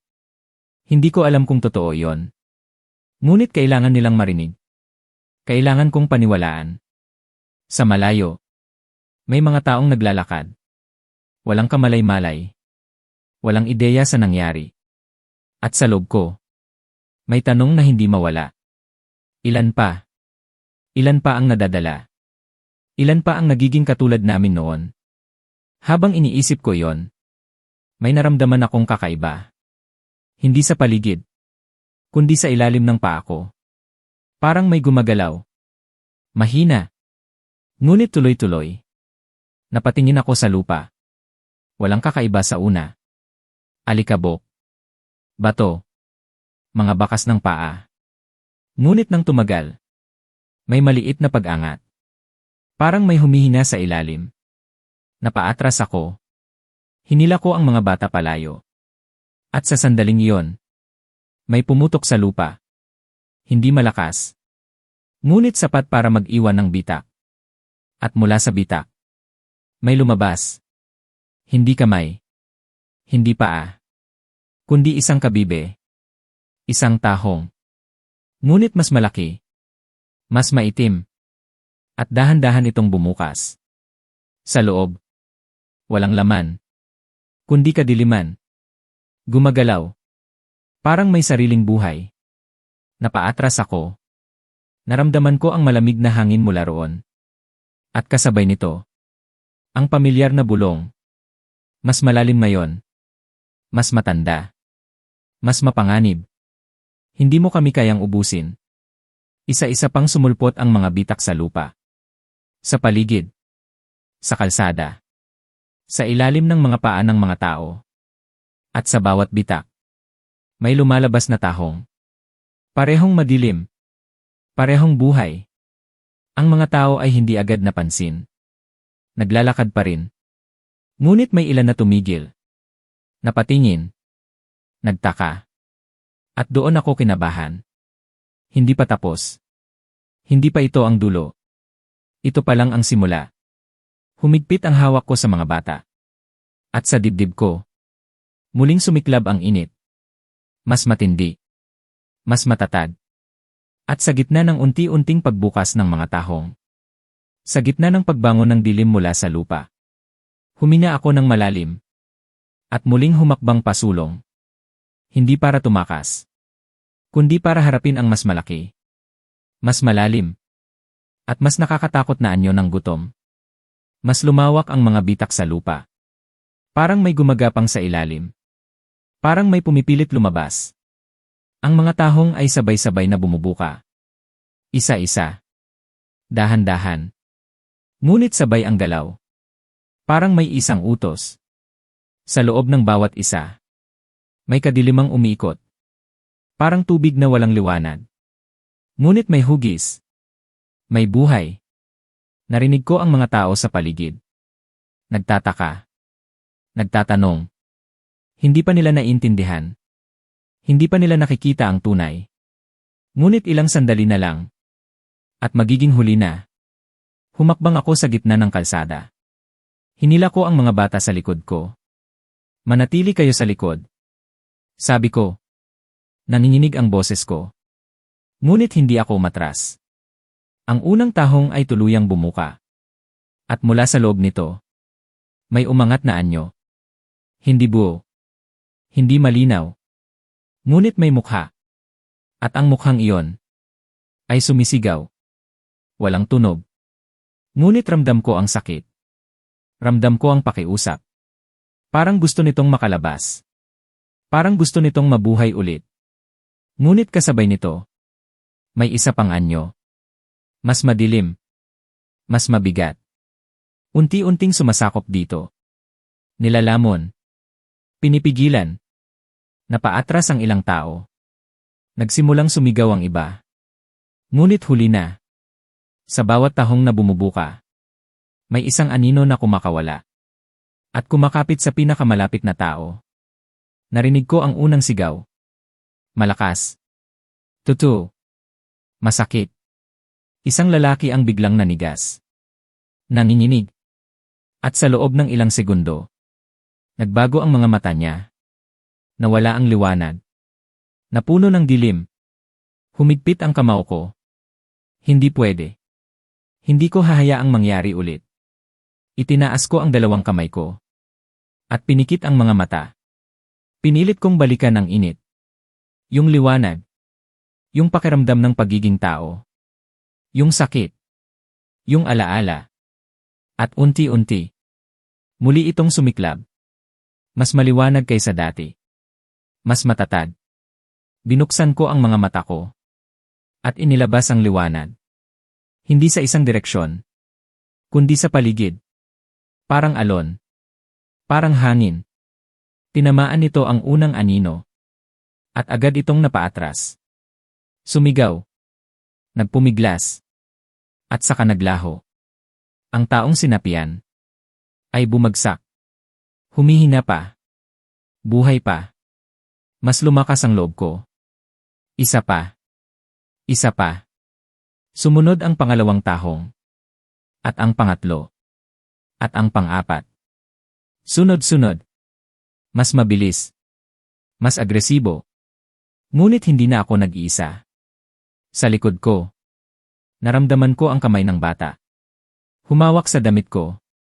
Mahigpit. At ang isa pa. Nakahawak sa braso ko. Takot sila, ngunit hindi bumibitaw. At sa sandaling iyon, may nangyari. Ang liwanag mula sa akin ay hindi na lang akin. Kumalat ito sa kanila. Mahina. Ngunit sapat. At sa bawat aninong lalapit, mas nahihirapan itong kumapit. Mas napipigilan. Mas napapalayo. Ngunit sa gitna ng lahat, may isang tahong na mas malaki. Mas madilim. Mas tahimik. Hindi agad bumukas. Nakatigil lang. Sa gitna ng kalsada. Parang naghihintay. Parang may mas malalim na laman. Napatingin ako roon. At naramdaman ko ang kakaibang takot. Hindi tulad ng iba. Mas matindi. Mas tahimik. Mas mapanganib. Dahan-dahan itong bumuka. Walang tunog. Walang paggalaw ng hangin. At mula sa loob, may isang anyo na lumabas. Hindi anino. Hindi tao. Kundi pareho. At nang makita ko ang mukha nito, tumigil ang puso ko sa isang saglit. Dahil ang mukha na yon ay akin. Nanigas ang buong katawan ko. Hindi ako makahinga. Nakatitig lang ako sa sarili kong mukha. Parehong anyo. Parehong mata. Ngunit magkaiba ang laman. Mas madilim ang kanya. Mas malamig. At mas alam niya ang ginagawa niya. Ngumiti siya. Dahan-dahan. At sa ngating iyon, bumalik ang lahat ng alaala. Ang unang kagat. Ang unang dugo. Ang unang beses na sumuko ako. Parang pinapanood ko ulit. Ngunit ngayon, hindi ako ang gumagawa. Siya. Lumapit siya. Hindi nagmamadali. Parang sigurado. Parang alam niyang hindi ako makakatakas. Ako ang totoo. Sabi niya. Mahina. Ngunit malinaw sa loob ng isip ko. Ikaw ang natira. Ikaw ang mahina. Napaatras ako. Isang hakbang. Dalawa. Ngunit hindi ako tuluyang umatras. Dahil sa likod ko, ang mga bata. At ang mga taong unti-unting naliligtas. Tumingin ako sa kanya. At nagsalita. Hindi. Ako ang pumili. At pipili ako ulit. Umiti siya ng mas malapad. Parang natuwa. Parang naghihintay lang ng laban. Sumugod siya. Mabilis. Mas mabilis kaysa sa kahit anong nakita ko. Ngunit hindi ako umiwas. Huminga ako ng malalim. At pinakawalan ang liwanag. Diretso sa kanya. Tumama yon. Ngunit hindi siya umatras. Hindi tulad ng iba. Tinanggap niya ang liwanag. At mumiti. Mahina lang iyon. Sabi niya. Hindi sapat. At bigla niyang hinawakan ang kamay ko. Mahigpit. Masakit. Parang hinihila niya ang liwanag palabas. Naramdaman ko ang panghihina. Unti-unti. Parang may kumukuha sa loob ko. Parang may sumisipsip. Napasinghap ako. Nanghina ang tuhod ko. Ngunit sa sandaling iyon, may naramdaman akong hawak. Maliit. Mainit. Ang mga bata. Pareho silang kumapit sa akin. Mahigpit. Huwag kang bumitaw. Sigaw ng isa. Takot. Ngunit buo. At sa hawak na yon, may bumalik. Hindi lang liwanag. Kundi lakas. Hindi lang alaala. Kundi dahilan. Humigpit ang hawak ko sa sarili kong kamay. At sumigaw ako. Hindi sa takot. Kundi sa laban. Sumiklab ang liwanag. Mas malakas. Mas matindi. Mas totoo. At sa pagkakataong iyon, napaurong siya. Sa unang beses, nawala ang ngiti niya. Pinalitan ng galit. Ng put. Ngunit huli na. Dahil hindi na ako nag-iisa. Ang liwanag ay hindi na lang mula sa akin, kundi mula sa amin. At sa gitna ng liwanag, unti-unting nag-crack ang anyo niya. Parang salamin. Parang ilusyon. Hanggang sa lumitaw ang nasa loob. Isang anyo. Walang mukha. Walang anyo. Kundi purong dilim. Sumigaw ito. Hindi sa galit.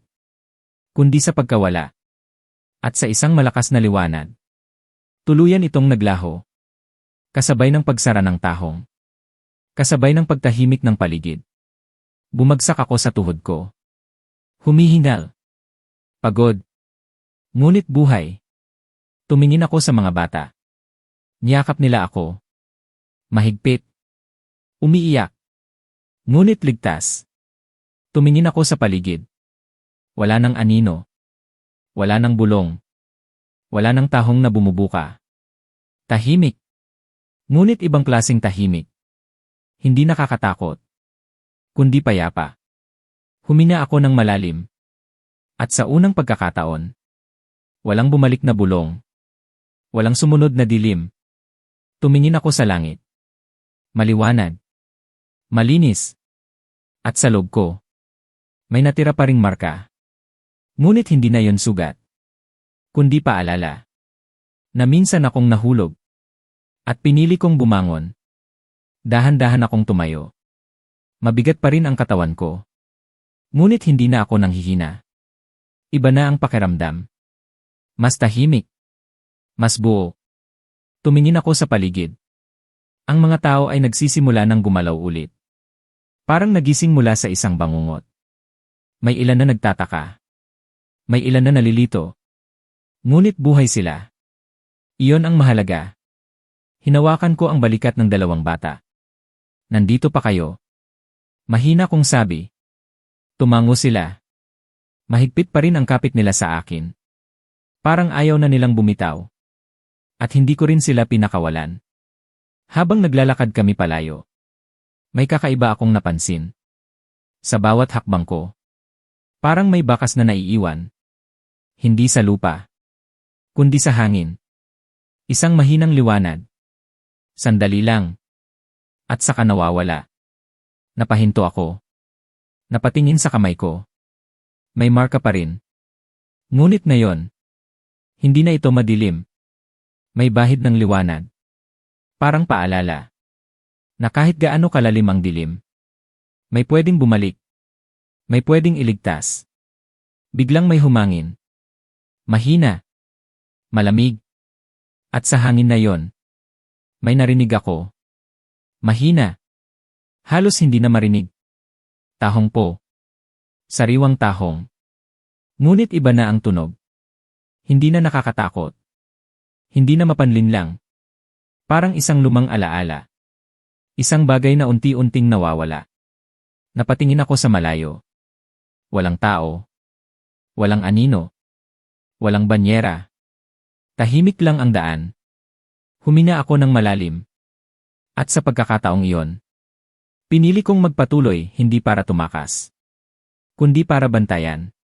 Para siguraduhin na kung sakaling bumalik man ang dilim, may haharap, may lalaban, at may pipili ulit. At habang naglalakad ako, mas lumalayo sa lugar na yon, mas nararamdaman ko ang bigat ng katahimikan. Hindi na ito katulad ng dati. Hindi na ito walang laman, kundi puno ng alaala. Bawat hakbang, may kasamang tanong. Bawat paghinga, may kasamang paalala. Tumingin ako sa mga bata. Mas kalmado na sila. Ngunit paminsan-minsan, napapatingin sila sa likod. Parang may inaasahang susunod. Hindi ko sila sinisi. Dahil kahit ako, may pakiramdam pa rin na may natitira. Hindi lahat ay nawala. Hindi lahat ay natapos. Huminto kami sa tabi ng kalsada. May maliit na tindahan. May ilaw. May mga tao. Normal. Mainit ang hangin. May amoy ng pagkain. Totoo. Nakaupo kami sandali. Tahimik. Pinagmamasdan ang mundo na parang walang nangyari. At sa sandaling iyon, akala ko, baka nga sapat na yon. Baka nga natapos na. Ngunit may narinig ako. Hindi malakas. Hindi mula sa labas. Kundi mula sa loob. Isang bulong. Hindi na madilim. Ngunit hindi rin ganap na maliwanag. Buhay pa kami. Nanlamig ang batok ko. Dahan-dahan kong hinawakan ang dibdib ko. Yung init. Nandoon pa rin. Ngunit may kasabay na iba. Isang pamilyar na presensya. Hindi galit. Hindi gutom. Kundi naghihintay. Napapikit ako. Pinakinggan ko. At doon ko naunawaan. Ang dilim ay hindi lang nasa labas. Hindi lang sa mga anino. Hindi lang sa mga tahong. Nasa loob din ito. Naghihintay ng pagkakataon. Naghihintay ng kahinaan. Unti-unti kong iminulat ang mga mata ko. Tumingin sa refleksyon ko sa salamin ng tindahan. Ako pa rin. Ngunit hindi na katulad ng dati. May lalim. May marka. May laban na patuloy. Humina ako ng malalim. At bahagyang ngumiti. Hindi perpekto. Ngunit totoo. Dahil alam ko na ngayon. Hindi nagtatapos ang kwento. Hindi nawawala ang dilim. Ngunit may pagpili. Sa bawat araw. Sa bawat sandali. Kung sino ang mananaig. Tahimik ang gabi habang patuloy kaming nakaupo. Ang ilaw ng tindahan ay kumikislap. Mahina. Parang pagod na rin. Tumingin ako sa kalsada. May mga dumadaan. May mga nag-uusap. Normal ang lahat. Ngunit sa ilalim ng normal na yon, may alam na ako. May nakikita na ako na hindi nila nakikita. May naririnig na ako na hindi nila naririnig. Biglang may dumaan na lalaki. May dalang supot. Pagod ang mukha. Pamilyar ang lakad. At sa isang saglit, may kumirot sa ulo ko. Isang alaala. Isang eksena. Isang kagat. Napasinghap ako. Napatingin ulit sa kanya. At doon ko napansin. Sa likod ng anino niya, may bahagyang paggalaw. Hindi malinaw. Ngunit nandoon. Parang may sumusunod. Parang may nakakabit. Humigpit ang hawak ko sa upuan. Hindi pa tapos. Hindi kailanman magiging ganap na tapos. Tumayo ako. Dahan-dahan. Tumingin sa mga bata. Pagod na sila. Ngunit nakatingin pa rin sa akin. Parang alam nila. Na kahit tahimik. May paparating na naman. Lumapit ako sa kanila. At marahang sinabi. Kailangan nating magpatuloy. Tumango sila. Walang tanong. Walang reklamo. Tulad ko. Handa na rin silang matuto. Handa na rin silang lumaban. Habang naglalakad kami muli. May malamig na hangin na dumaan. Hindi malakas. Ngunit sapat para maramdaman. At sa hangin na yon, may kasamang bulong. Hindi na nakakatakot. Ngunit hindi rin mapagkakatiwalaan. Tahong po. Sariwang tahong. Huminto ako sandali. Hindi dahil sa takot. Kundi dahil sa pag-unawa. Hindi ko na kailangang hanapin kung saan nanggagaling. Hindi ko na kailangang makita. Dahil alam ko na. Nasa paligid lang ito. Naghihintay. At sa bawat hakbang ko palayo sa dilim, may posibilidad na bumalik ito. Ngunit sa bawat hakbang ko pasulong, mas lumalakas ang liwanag sa loob ko. Mas tumitibay ang pagpili ko. At kahit hindi ko alam kung kailan ulit haharapin ang ganitong bangungot, Alam ko na ngayon kung paano tumayo. Kung paano lumaban. Kung paano hindi tuluyang mawala. At habang patuloy kaming naglalakad sa dilim ng gabi, may isang bagay na malinaw. Ang laban ay hindi natatapos sa isang araw. Ngunit ang pagpili na maging tao ay pwedeng gawin sa bawat sandali. At habang unti-unting lumalalim ang gabi, mas lalong tumahimik ang paligid. Mas konti ang tao. Mas malinaw ang bawat tunog. Ang yabag namin. Ang paghina ng mga bata. At ang mahinang galaw ng hangin. Ngunit sa katahimikang iyon, mas madaling marinig ang hindi dapat marinig. Mas madaling maramdaman ang hindi dapat maramdaman. Huminto ako sa gitna ng daan. May kakaiba. Hindi ko makita. Ngunit ramdam ko. Parang may nakatingin. Hindi mula sa likod. Hindi mula sa gilid. Kundi mula sa itaas. Dahan-dahan akong tumingala. Walang buwan. Walang bituin. Madilim ang langit. Ngunit may gumagalaw. Isang anino. Malaki. Tahimik. At hindi sumusunod sa hangin. Nanlamig ang buong katawan ko. Hindi ito katulad ng mga nauna. Mas malalim. Mas matagal. Mas matyaga. Unti-unti itong bumaba. Hindi mabilis. Parang nagmamasid. Parang pumipili. Hinila ko ang mga bata palapit sa akin. Huwag kayong titingin sa taas. Sabi ko. Mahina. Ngunit mariin. Ngunit huli na. Napatingin na ang isa. At sa sandaling iyon, nanigas siya. Hindi gumalaw. Hindi kumurap. Tinitigan lang ang nasa itaas. Sumigaw ako. Ngunit hindi siya nakinig. Hindi siya makagalaw. Parang may humawak sa isip niya. Parang may kumapit sa kaluluwa niya. Ang anino sa langit ay huminto. Diretso sa ibabaw namin. At doon ko nakita. Hindi ito anyo ng tao. Hindi rin anino ng lupa. Parang pinaghalong usok at laman. May mga hugis ng mukha sa loob. Gumagalaw.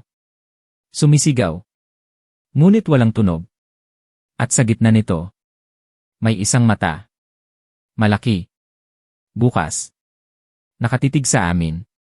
Sa akin. At sa batang tumingala. Naramdaman ko ang bigat. Parang pinipiga ang dibdib ko. Parang pinipilit akong lumuhod. Ngunit hindi ako bumigay. Hindi pwede. Hinawakan ko ang mukha ng bata. Pinilit kong ibaba ang tingin niya. Mahigpit. Masakit. Ngunit sa wakas, nakurap siya. At biglang napahagulgol. Bumalik siya. Humawak siya sa akin. Takot na takot. Ngunit buhay. Tumingin ulit ako sa itaas. Ang mata ay nakatitig pa rin. Mas matindi ngayon. Mas galit. Parang hindi nito nagustuhan ang ginawa ko. Huminga ako ng malalim. At pinakiramdaman ang liwanag sa loob ko. Ngunit iba ito. Hindi sapat ang dati. Mas malaki ang kaharap namin. Mas matagal itong nandito. Mas sanay ito sa dilim. Ngunit hindi ako matras. Hindi na ako ang dating ako. Itinaas ko ang ulo ko. Diretso sa mata nito. At sa unang pagkakataon, hindi ako natakot tumingin. Sa halip, pinili kong tumayo. Pinili kong harapin. At habang unti-unting bumababa ang anino mula sa langit. Habang lumalapit ang mata na iyon, narinig ko ang isang bagong bulong. Hindi mula sa paligid, kundi mula sa mismong itaas. Mas mabigat. Mas malalim. Mas malamig. Hindi ka patapos. Hindi ka patapos. Umalinggaw ang boses sa loob ng utak ko. Hindi ko narinig gamit ang tenga. Diretso itong pumasok sa isip ko. Mabigat. Parang may bigat na bumagsak sa dibdib ko. Ngunit hindi ako lumuhod. Hindi ako yumanig. Pinilit kong huminga. 1, 2, 3. At sa bawat paghinga, pinipili kong manatili. Pinipili kong maging ako. Ang mata sa itaas ay unti-unting bumuka ng mas malaki. Mas lumalim ang dilim sa loob nito. Parang walang hanggan. Parang kaya nitong lunukin ang lahat. Ang ilaw. Ang lupa. Ang alaala. At ako. Biglang umikot ang hangin sa paligid namin. Mas malamig. Mas mabigat. Ang mga bata ay kumapit sa akin. Nanginginig. Halos hindi na makagalaw. Nararamdaman ko ang takot nila. At sa takot na yon, may bahagyang kirot sa loob ko. Isang paalala. Na minsan, ako rin ay ganoon. Mahina. Nalilito. At muntik nang mawala. Hindi ko sila pababayaan. Hindi na muli. Itinaas ko ang kamay ko. Hindi para itaboy. Kundi para harapin.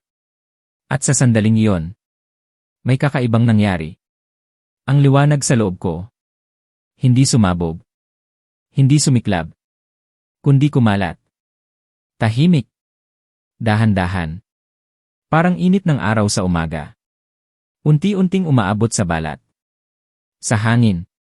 Sa mga batang nakakapit sa akin. At kahit mahina, may epekto. Ang mata sa itaas ay kumurap. Isang beses. Parang nagulat. Parang hindi ito sanay. Napangiti ako ng bahagya. Hindi sa yabang. Kundi sa pag-asa. Kahit maliit. May kaya itong gawin. Mas lumakas ang hawak ko sa mga bata. At sabay kaming humakbang pasulong. Isang hakbang. Kahit mabigat ang hangin. Kahit parang may pumipigil. Hindi kami tumigil. Ang anino ay bumaba pa. Mas malapit na ngayon. Ramdam ko na ang lamig nito sa balat ko. Parang yelo na may buhay. Ngunit kasabay nito, mas nararamdaman ko rin ang init sa loob ko. Dalawang puwersa. Magkasalungat. Magkalaban. At sa gitna. Kami. Biglang may bumagsak na anyo mula sa anino. Isang piraso. Parang hiwalay sa kabuuan. Tumama ito sa lupa sa harap namin. At unti-unting nag-anyong tao. Isang babae. Nakayuko. Nanginginig. Humihinga. Buhay. Ngunit nang iangat niya ang mukha niya, nakita ko ang mga mata niya. Puno ng takot. At sa loob ng takot na yon, may kadilimang kumikilos. Parang kinokontrol siya. Parang hinihila siya pabalik sa itaas. Tulungan mo ako. Sabi niya. Mahina. Halos pabulong. Ngunit totoo. Napatingin ako sa mata sa itaas. Mas lalo itong lumalim. Parang nagagalit. Parang hindi nito gusto ang nangyayari.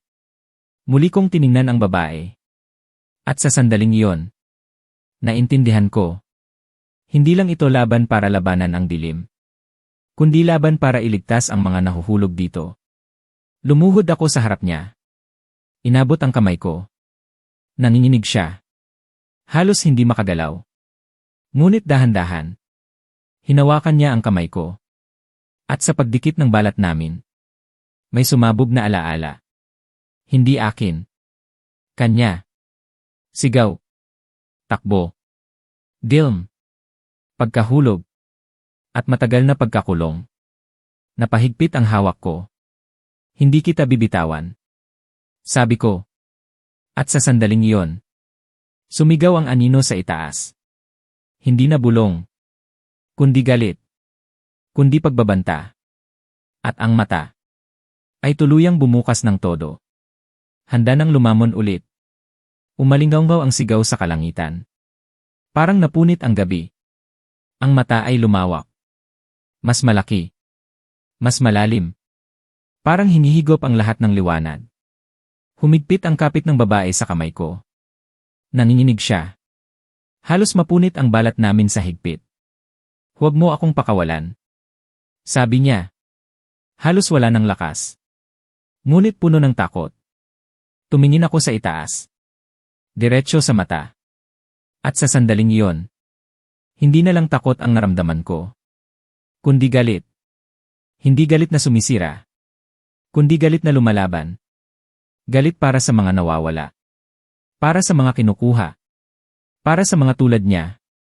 Humina ako ng malalim. At pinikit ang mga mata ko. Hindi para umiwas. Kundi para maramdaman.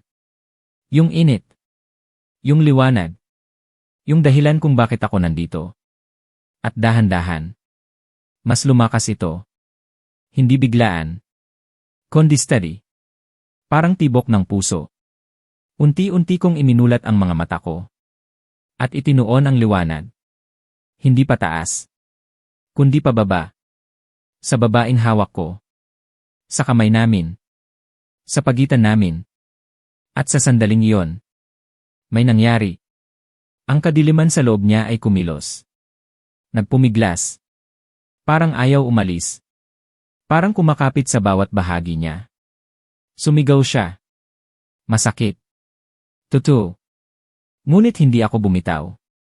Mas hinigpitan ko pa ang hawak ko at nagsalita. Lumaban ka. Narinig niya. Naramdaman niya. Dahil bigla siyang huminga ng malalim. At sumigaw. Hindi sa sakit. Kundi sa pagtanggi. Sa pagtanggi sa dilim. Sa pagtanggi na kunin siya. At sa sigaw na yon, sumiklab ang liwanag sa pagitan namin. Mas malakas. Mas maliwanag. Tumama ito paitaas. Diretso sa mata. Napaurong ang anino. Sa unang pagkakataon, hindi ito sumugod. Kundi umatras. Sumigaw. Hindi sa pananakot. Kundi sa sakit. Ang mata ay kumurap ng mabilis. Paulit-ulit. Parang nawawala ng kontrol. Ang hangin ay umikot. Mas mabilis. Mas magulo. Ngunit hindi na ito ganap na sa kanya. May puwersa na lumalaban. Sa ibaba. Sa amin. Sa loob. Unti-unting humina ang kapit ng dilim sa babae. Naramdaman ko. Parang may kumakalas. Parang may nahuhulog. At sa isang huling sigaw, may lumabas sa katawan niya. Isang maitim na usok. Mabilis. Diretso pataas. Bumalik sa anino. At sa sandaling iyon, ang mata ay biglang sumara. Malakas. Parang natamaan. Parang napilitang umatras. Ang anino ay umatras pataas. Unti-unti. Parang hinihila pabalik sa dilim ng langit. Hanggang sa lumiit. Hanggang sa tuluyang nawala. Tahimik. Walang bulong. Walang sigaw. Naiwan kaming apat. Humihingal. Pagod. Ngunit buhay. Napatingin ako sa babae. Nakatitig siya sa akin. May luha sa mata. Ngunit malinaw. Wala na ang dilim. Wala na ang bigat. Salamat. Sabi niya. Mahina. Ngunit totoo. Napaupo ako sa lupa. Hindi ko na kayang tumayo agad. Ngunit sa loob ko, may kakaibang kapayapaan. Hindi dahil tapos na. Kundi dahil may naligtas. At habang tumitingala ako sa langit, na ngayon ay tahimik na ulit. Alam ko, babalik pa rin ito. Sa ibang anyo. Sa ibang lugar. Sa ibang oras. Ngunit hindi na ako katulad ng dati. At hindi na rin ako nag-iisa. Hindi na ako nag-iisa. Dahan-dahan akong tumayo. Masakit pa rin ang katawan ko. Ngunit hindi na ako nanghihina. Tumingin ako sa babae. Nakatayo na rin siya. Nanginginig pa. Ngunit buo na ang tingin niya. Wala na ang kadiliman. Wala na ang bigat. Tumingin siya sa mga bata. At marahang ngumiti. Isang ngiti na totoo. Isang ngiti na buhay. Sa unang pagkakataon, naramdaman ko ang katahimikan na hindi nakakatakot. Hindi punong-puno ng bantang dilim. Kundi may halong paghinga. May halong pag-asa. Ngunit hindi nagtagal. Dahil may naramdaman ako. Hindi mula sa itaas. Hindi mula sa paligid. Kundi mula sa ilalim ulit. Mahina. Ngunit pamilyar. Parang tibok. Parang may pusong tumitibok sa lupa. Napatingin ako sa paa ko. Walang bitak. Walang tahong. Ngunit naroon pa rin. Yung galaw. Yung presensya. Hindi na ito sumasabog. Hindi na ito umaatake. Kundi nagmamasid. Naghihintay. Napapikit ako sandali. At doon ko naunawaan. Hindi lang ito iisang nilalang. Hindi lang ito iisang pinanggagalingan. Parang ugat ito. Nakakalat. Nakalat sa lupa. Sa hangin. Sa mga alaala. Sa mga tao.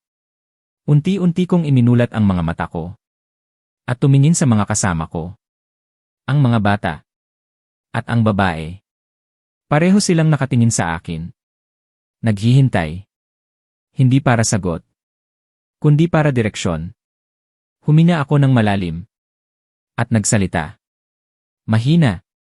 Ngunit malinaw. Hindi ito titigil. Tahimik silang nakinig. Ngunit hindi sila umatras.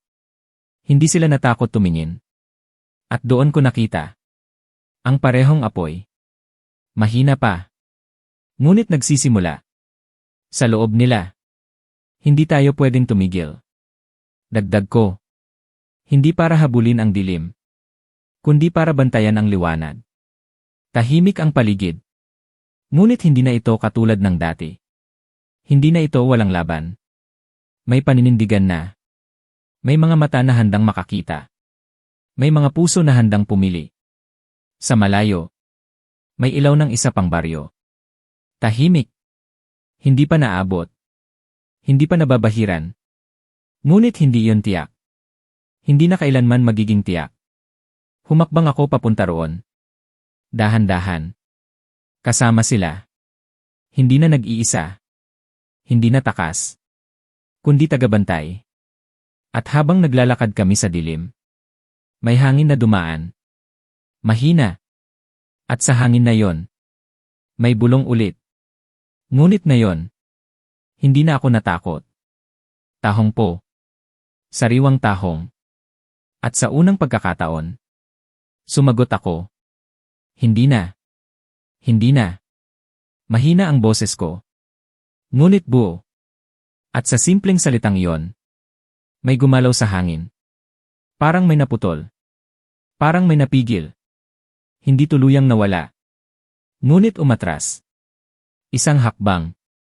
Humina ako ng malalim. At nagpatuloy sa paglalakad. Kasama sila. Tahimik. Ngunit hindi na tahimik na walang laman. May laman na ang bawat hakbang. May dahilan. Habang papalapit kami sa baryo, mas lumilinaw ang mga ilaw. Mas naririnig ang mga boses. May mga taong nagkukwentuhan. May mga batang naglalaro. Isang normal na gabi. Ngunit na yon, alam ko na. Hindi lahat ng nakikita ay totoo. Hindi lahat ng tahimik ay ligtas. Huminto ako sa gilid ng daan. Pinagmasdan ang baryo. May kakaiba. Hindi agad halata.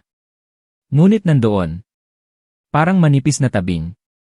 Parang may nakatakip sa ibabaw ng lahat. Isang bagay na hindi nakikita ng iba. Ngunit malinaw sa akin.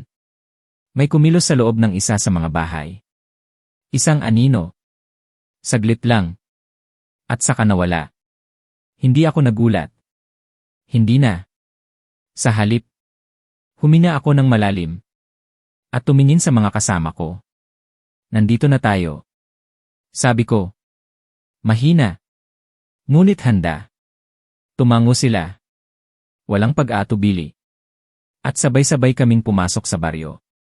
Hindi bilang mga naglalako. Hindi bilang mga biktima. Kundi bilang mga taong nakakaalam. At handang harapin ang susunod. Sa unang hakbang namin sa loob, may isang pinto ang dahan-dahang bumukas. Walang taong humawak. At mula sa loob, may mahinang amoy na kumalat, pamilyar. Mabigat. Amoy dagat.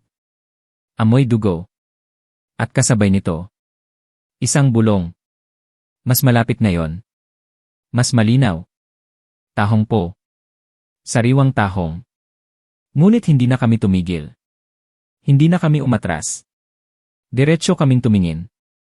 At sabay-sabay kaming humakbang papasok. Madilim ang loob ng bahay. Halos walang ilaw. Tanging mahinang liwanag mula sa labas ang pumapasok. At sa sahig, may bakas. Basang marka. Parang may hinila. Parang may kinain. Humakbang ako papasok. Dahan-dahan. Maingat. Sumunod ang mga kasama ko. Tahimik. Ngunit ramdam ko ang kaba nila. At ramdam din nila ang akin. Ang hangin sa loob ay mabigat. Mainit. Ngunit may halong lamig na gumagapang sa balat. May tunog. Mahina.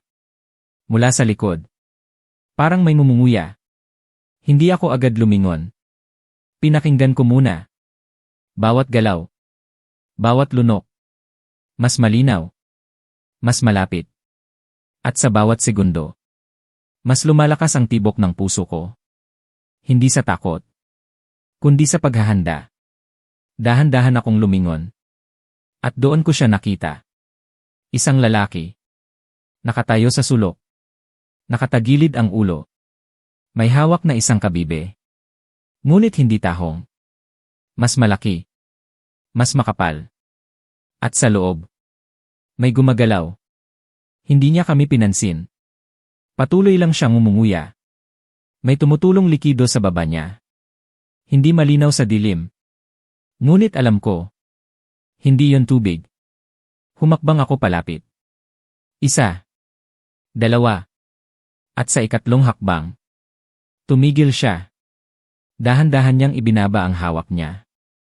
At saka siya lumingon. Nanlaki ang mga mata ng mga bata sa likod ko. Ngunit hindi sila sumigaw. Hindi sila umatras. Dahil nakita rin nila ang mukha ng lalaki. Wala itong balat sa kalahati. Nakabuyang-yang ang laman.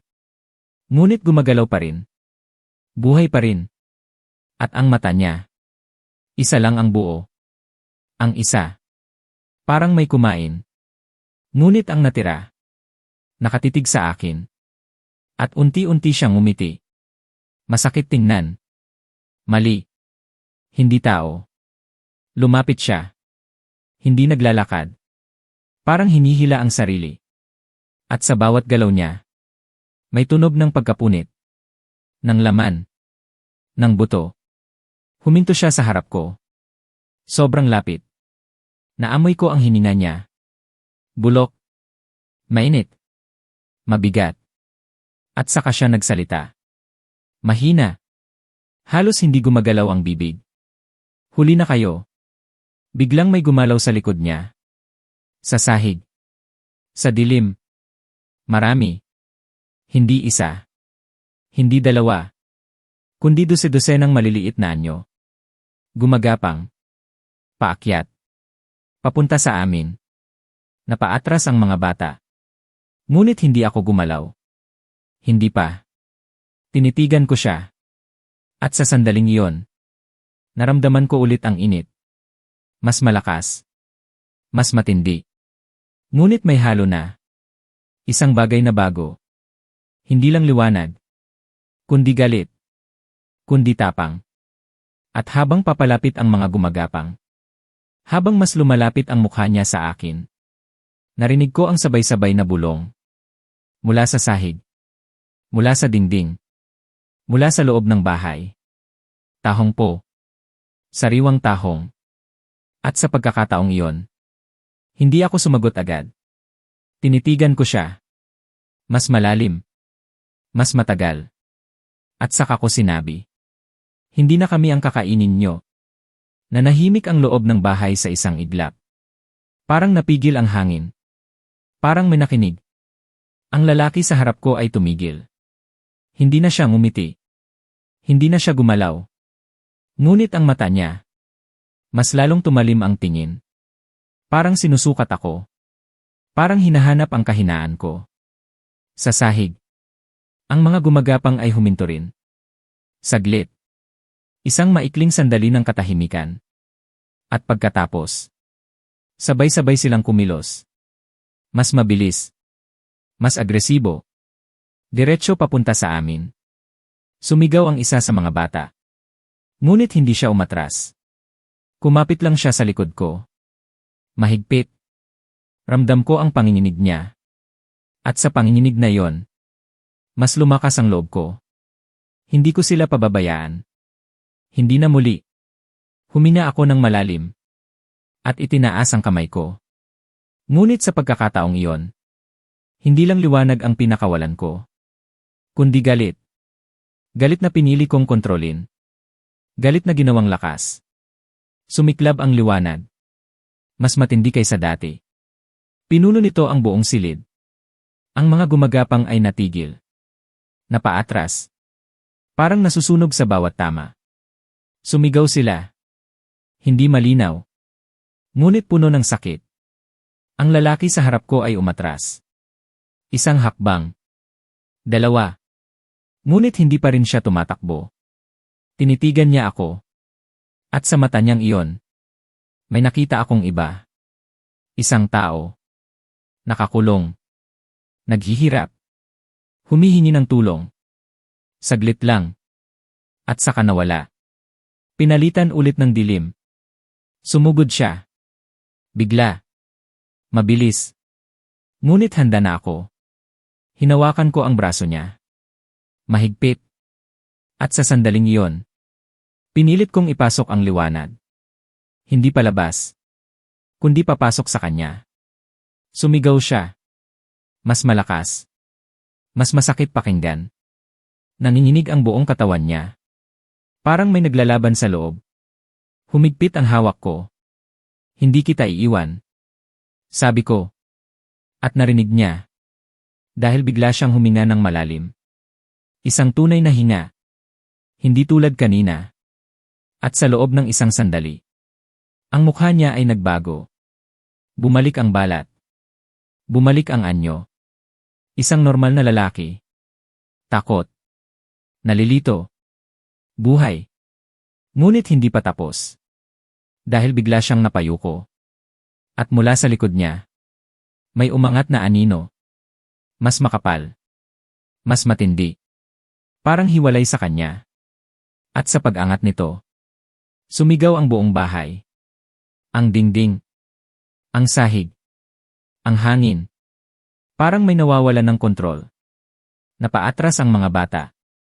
Ngunit hindi ako bumitaw. Tinulak ko ang lalaki palayo. At hinarap ang anino. Mas malaki ito ngayon. Mas buo at sa loob nito. May mga mukha. Dose-dose ng mukha. Sumisigaw. Humihingi ng tulong. At sa gitna, may isang boses. Mas malinaw. Mas malamig. Hindi ka matututo. Hindi ka titigil. Hindi ka makakatakas. Humigpit ang kamao ko. At sa pagkakataong iyon, hindi na ako nakinig. Hindi na ako nag-alinlangan. Humakbang ako pasulong. Diretso sa anino. At sumigaw. Hindi. Sumiklab ang liwanag. Mas malakas kaysa sa kahit anong nauna. Pinuno nito ang buong bahay. Tinamaan ang bawat sulok. Bawat dingding. Bawat anino. At sa bawat tama. May nawawala. May kumakalas. May napapalaya. Ang anino ay nagwala. Sumigaw. Nagpumiglas. Ngunit hindi na ito makaporma. Hindi na ito makakapit. Unti-unti itong napunit. Pira-piraso. Hanggang sa tuluyan itong naglaho. Tahimik. Bigla. Walang natira. Bumagsak ang lalaki sa sahig. Humihingal. Ngunit buhay. Ang mga gumagapang ay nawala. Parang hindi sila nag-exist. Ang bahay ay tahimik. Normal. Ngunit ramdam ko. May nagbago. Napaupo ako. Pagod. Halos wala ng lakas. Ngunit nakangiti ako. Mahina. Dahil sa bawat laban. Sa bawat sandali na hindi ako bumitaw. May naliligtas. May nababawi. At kahit hindi ito matatapos. Kahit hindi ito mawawala.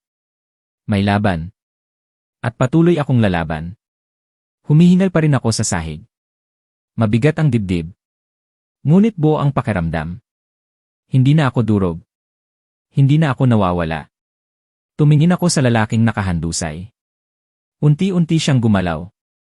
Mahina. Parang bagong gising mula sa bangungot. Humawak siya sa ulo niya. Nanginginig. Ano ang nangyari? Tanong niya. Puno ng takot. Ngunit malinaw ang mata. Wala na ang dilim. Wala na ang anino. Huminga ako ng malalim. Hindi ko agad sinagot. Dahil alam ko. Hindi sapat ang salita. Hindi sapat ang paliwanag.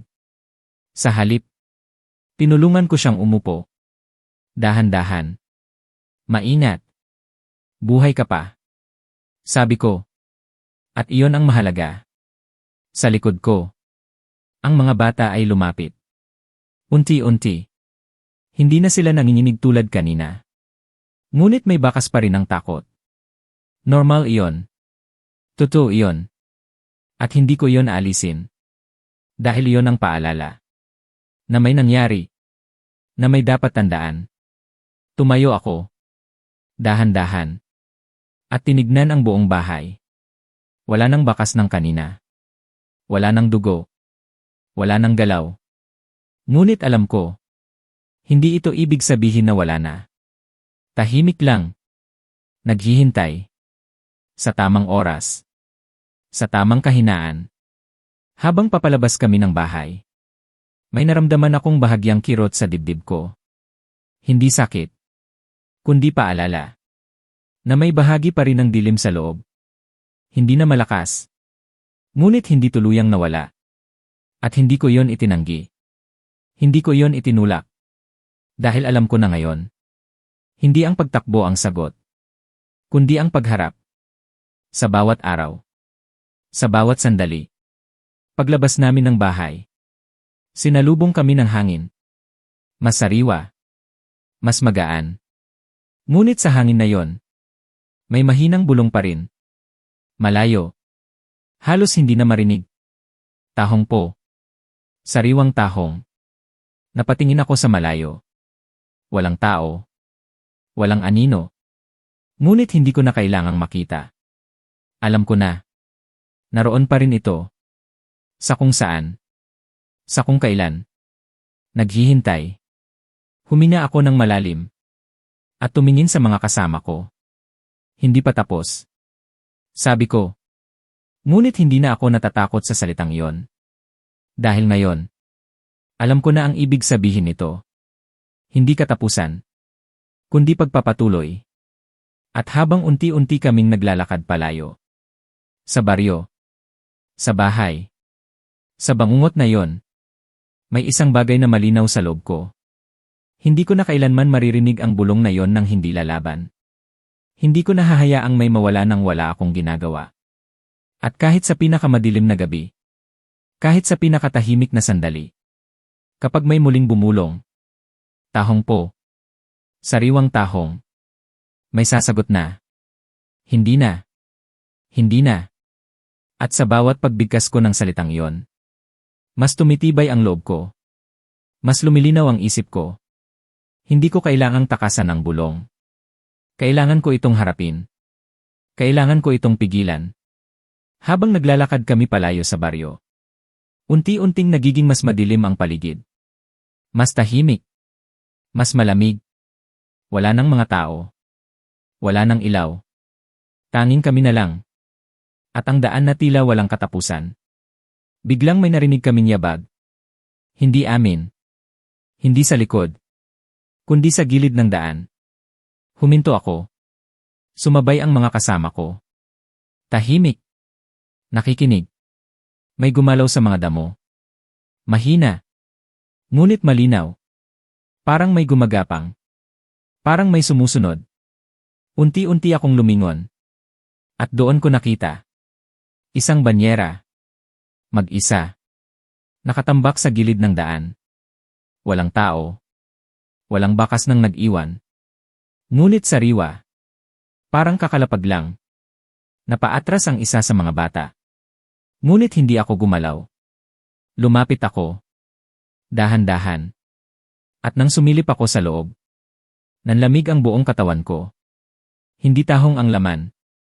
Hindi laman ng tao. Kundi mga mata. Dose-dose ng mata. Bukas.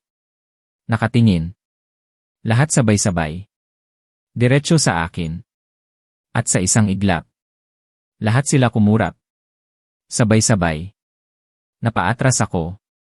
Naramdaman ko ang bigat sa ulo ko. Parang may pumapasok. Parang may sumusubok kumapit ulit. Narinig ko ang bulong. Mas malapit. Mas malinaw. Mas mapilit. Tahong po. Sariwang tahong. Ngunit hindi na ito simpleng tawag. Parang utos. Parang tukso. Parang paanyaya na hindi dapat tanggapin. Humigpit ang kamao ko. At pumikit ako. Isang saglit. At sa loob ng dilim ng aking isip, nakita ko ang lahat. Ang dagat. Ang unang tahong. Si Lito. Ang mga nawawala. Ang mga naligtas. At ang sarili ko. Nakatayo sa gitna, pinipili. Muli. Binuksan ko ang mga mata ko. At tumingin sa banyera. Diretso. Hindi na ako umatras. Hindi na ako natakot. Itinaas ko ang kamay ko. At marahang tinakpan ang mga mata sa loob. Isa-isa. Hanggang sa hindi na sila makita. Hanggang sa tumahimik ang bulong. Hanggang sa unti-unting mawala ang bigat. Pagbukas ko ulit ng kamay ko. Wala na ang banyera. Wala na ang mga mata. Wala na ang presensya. Parang hindi ito nangyari. Ngunit alam ko. Totoo iyon. At patuloy itong susubok. Patuloy itong babalik. Tumingin ako sa mga kasama ko. Nakatitig sila sa akin. May takot. Ngunit may tiwala. At doon ko naintindihan. Hindi lang ako ang lumalaban. Hindi lang ako ang pipili. Kami. Sabay-sabay. At habang muli kaming naglakad sa madilim na daan, may malamig na hangin na dumaan. At sa hangin na yon, isang huling bulong ang narinig ko. Mahina. Halos wala na. Tahong po. Sariwang tahong. Ngunit na yon, parang nawawalan na ito ng lakas. Parang unti-unting napapalitan. Ng katahimikan. Ng liwanag. At ng pagpili.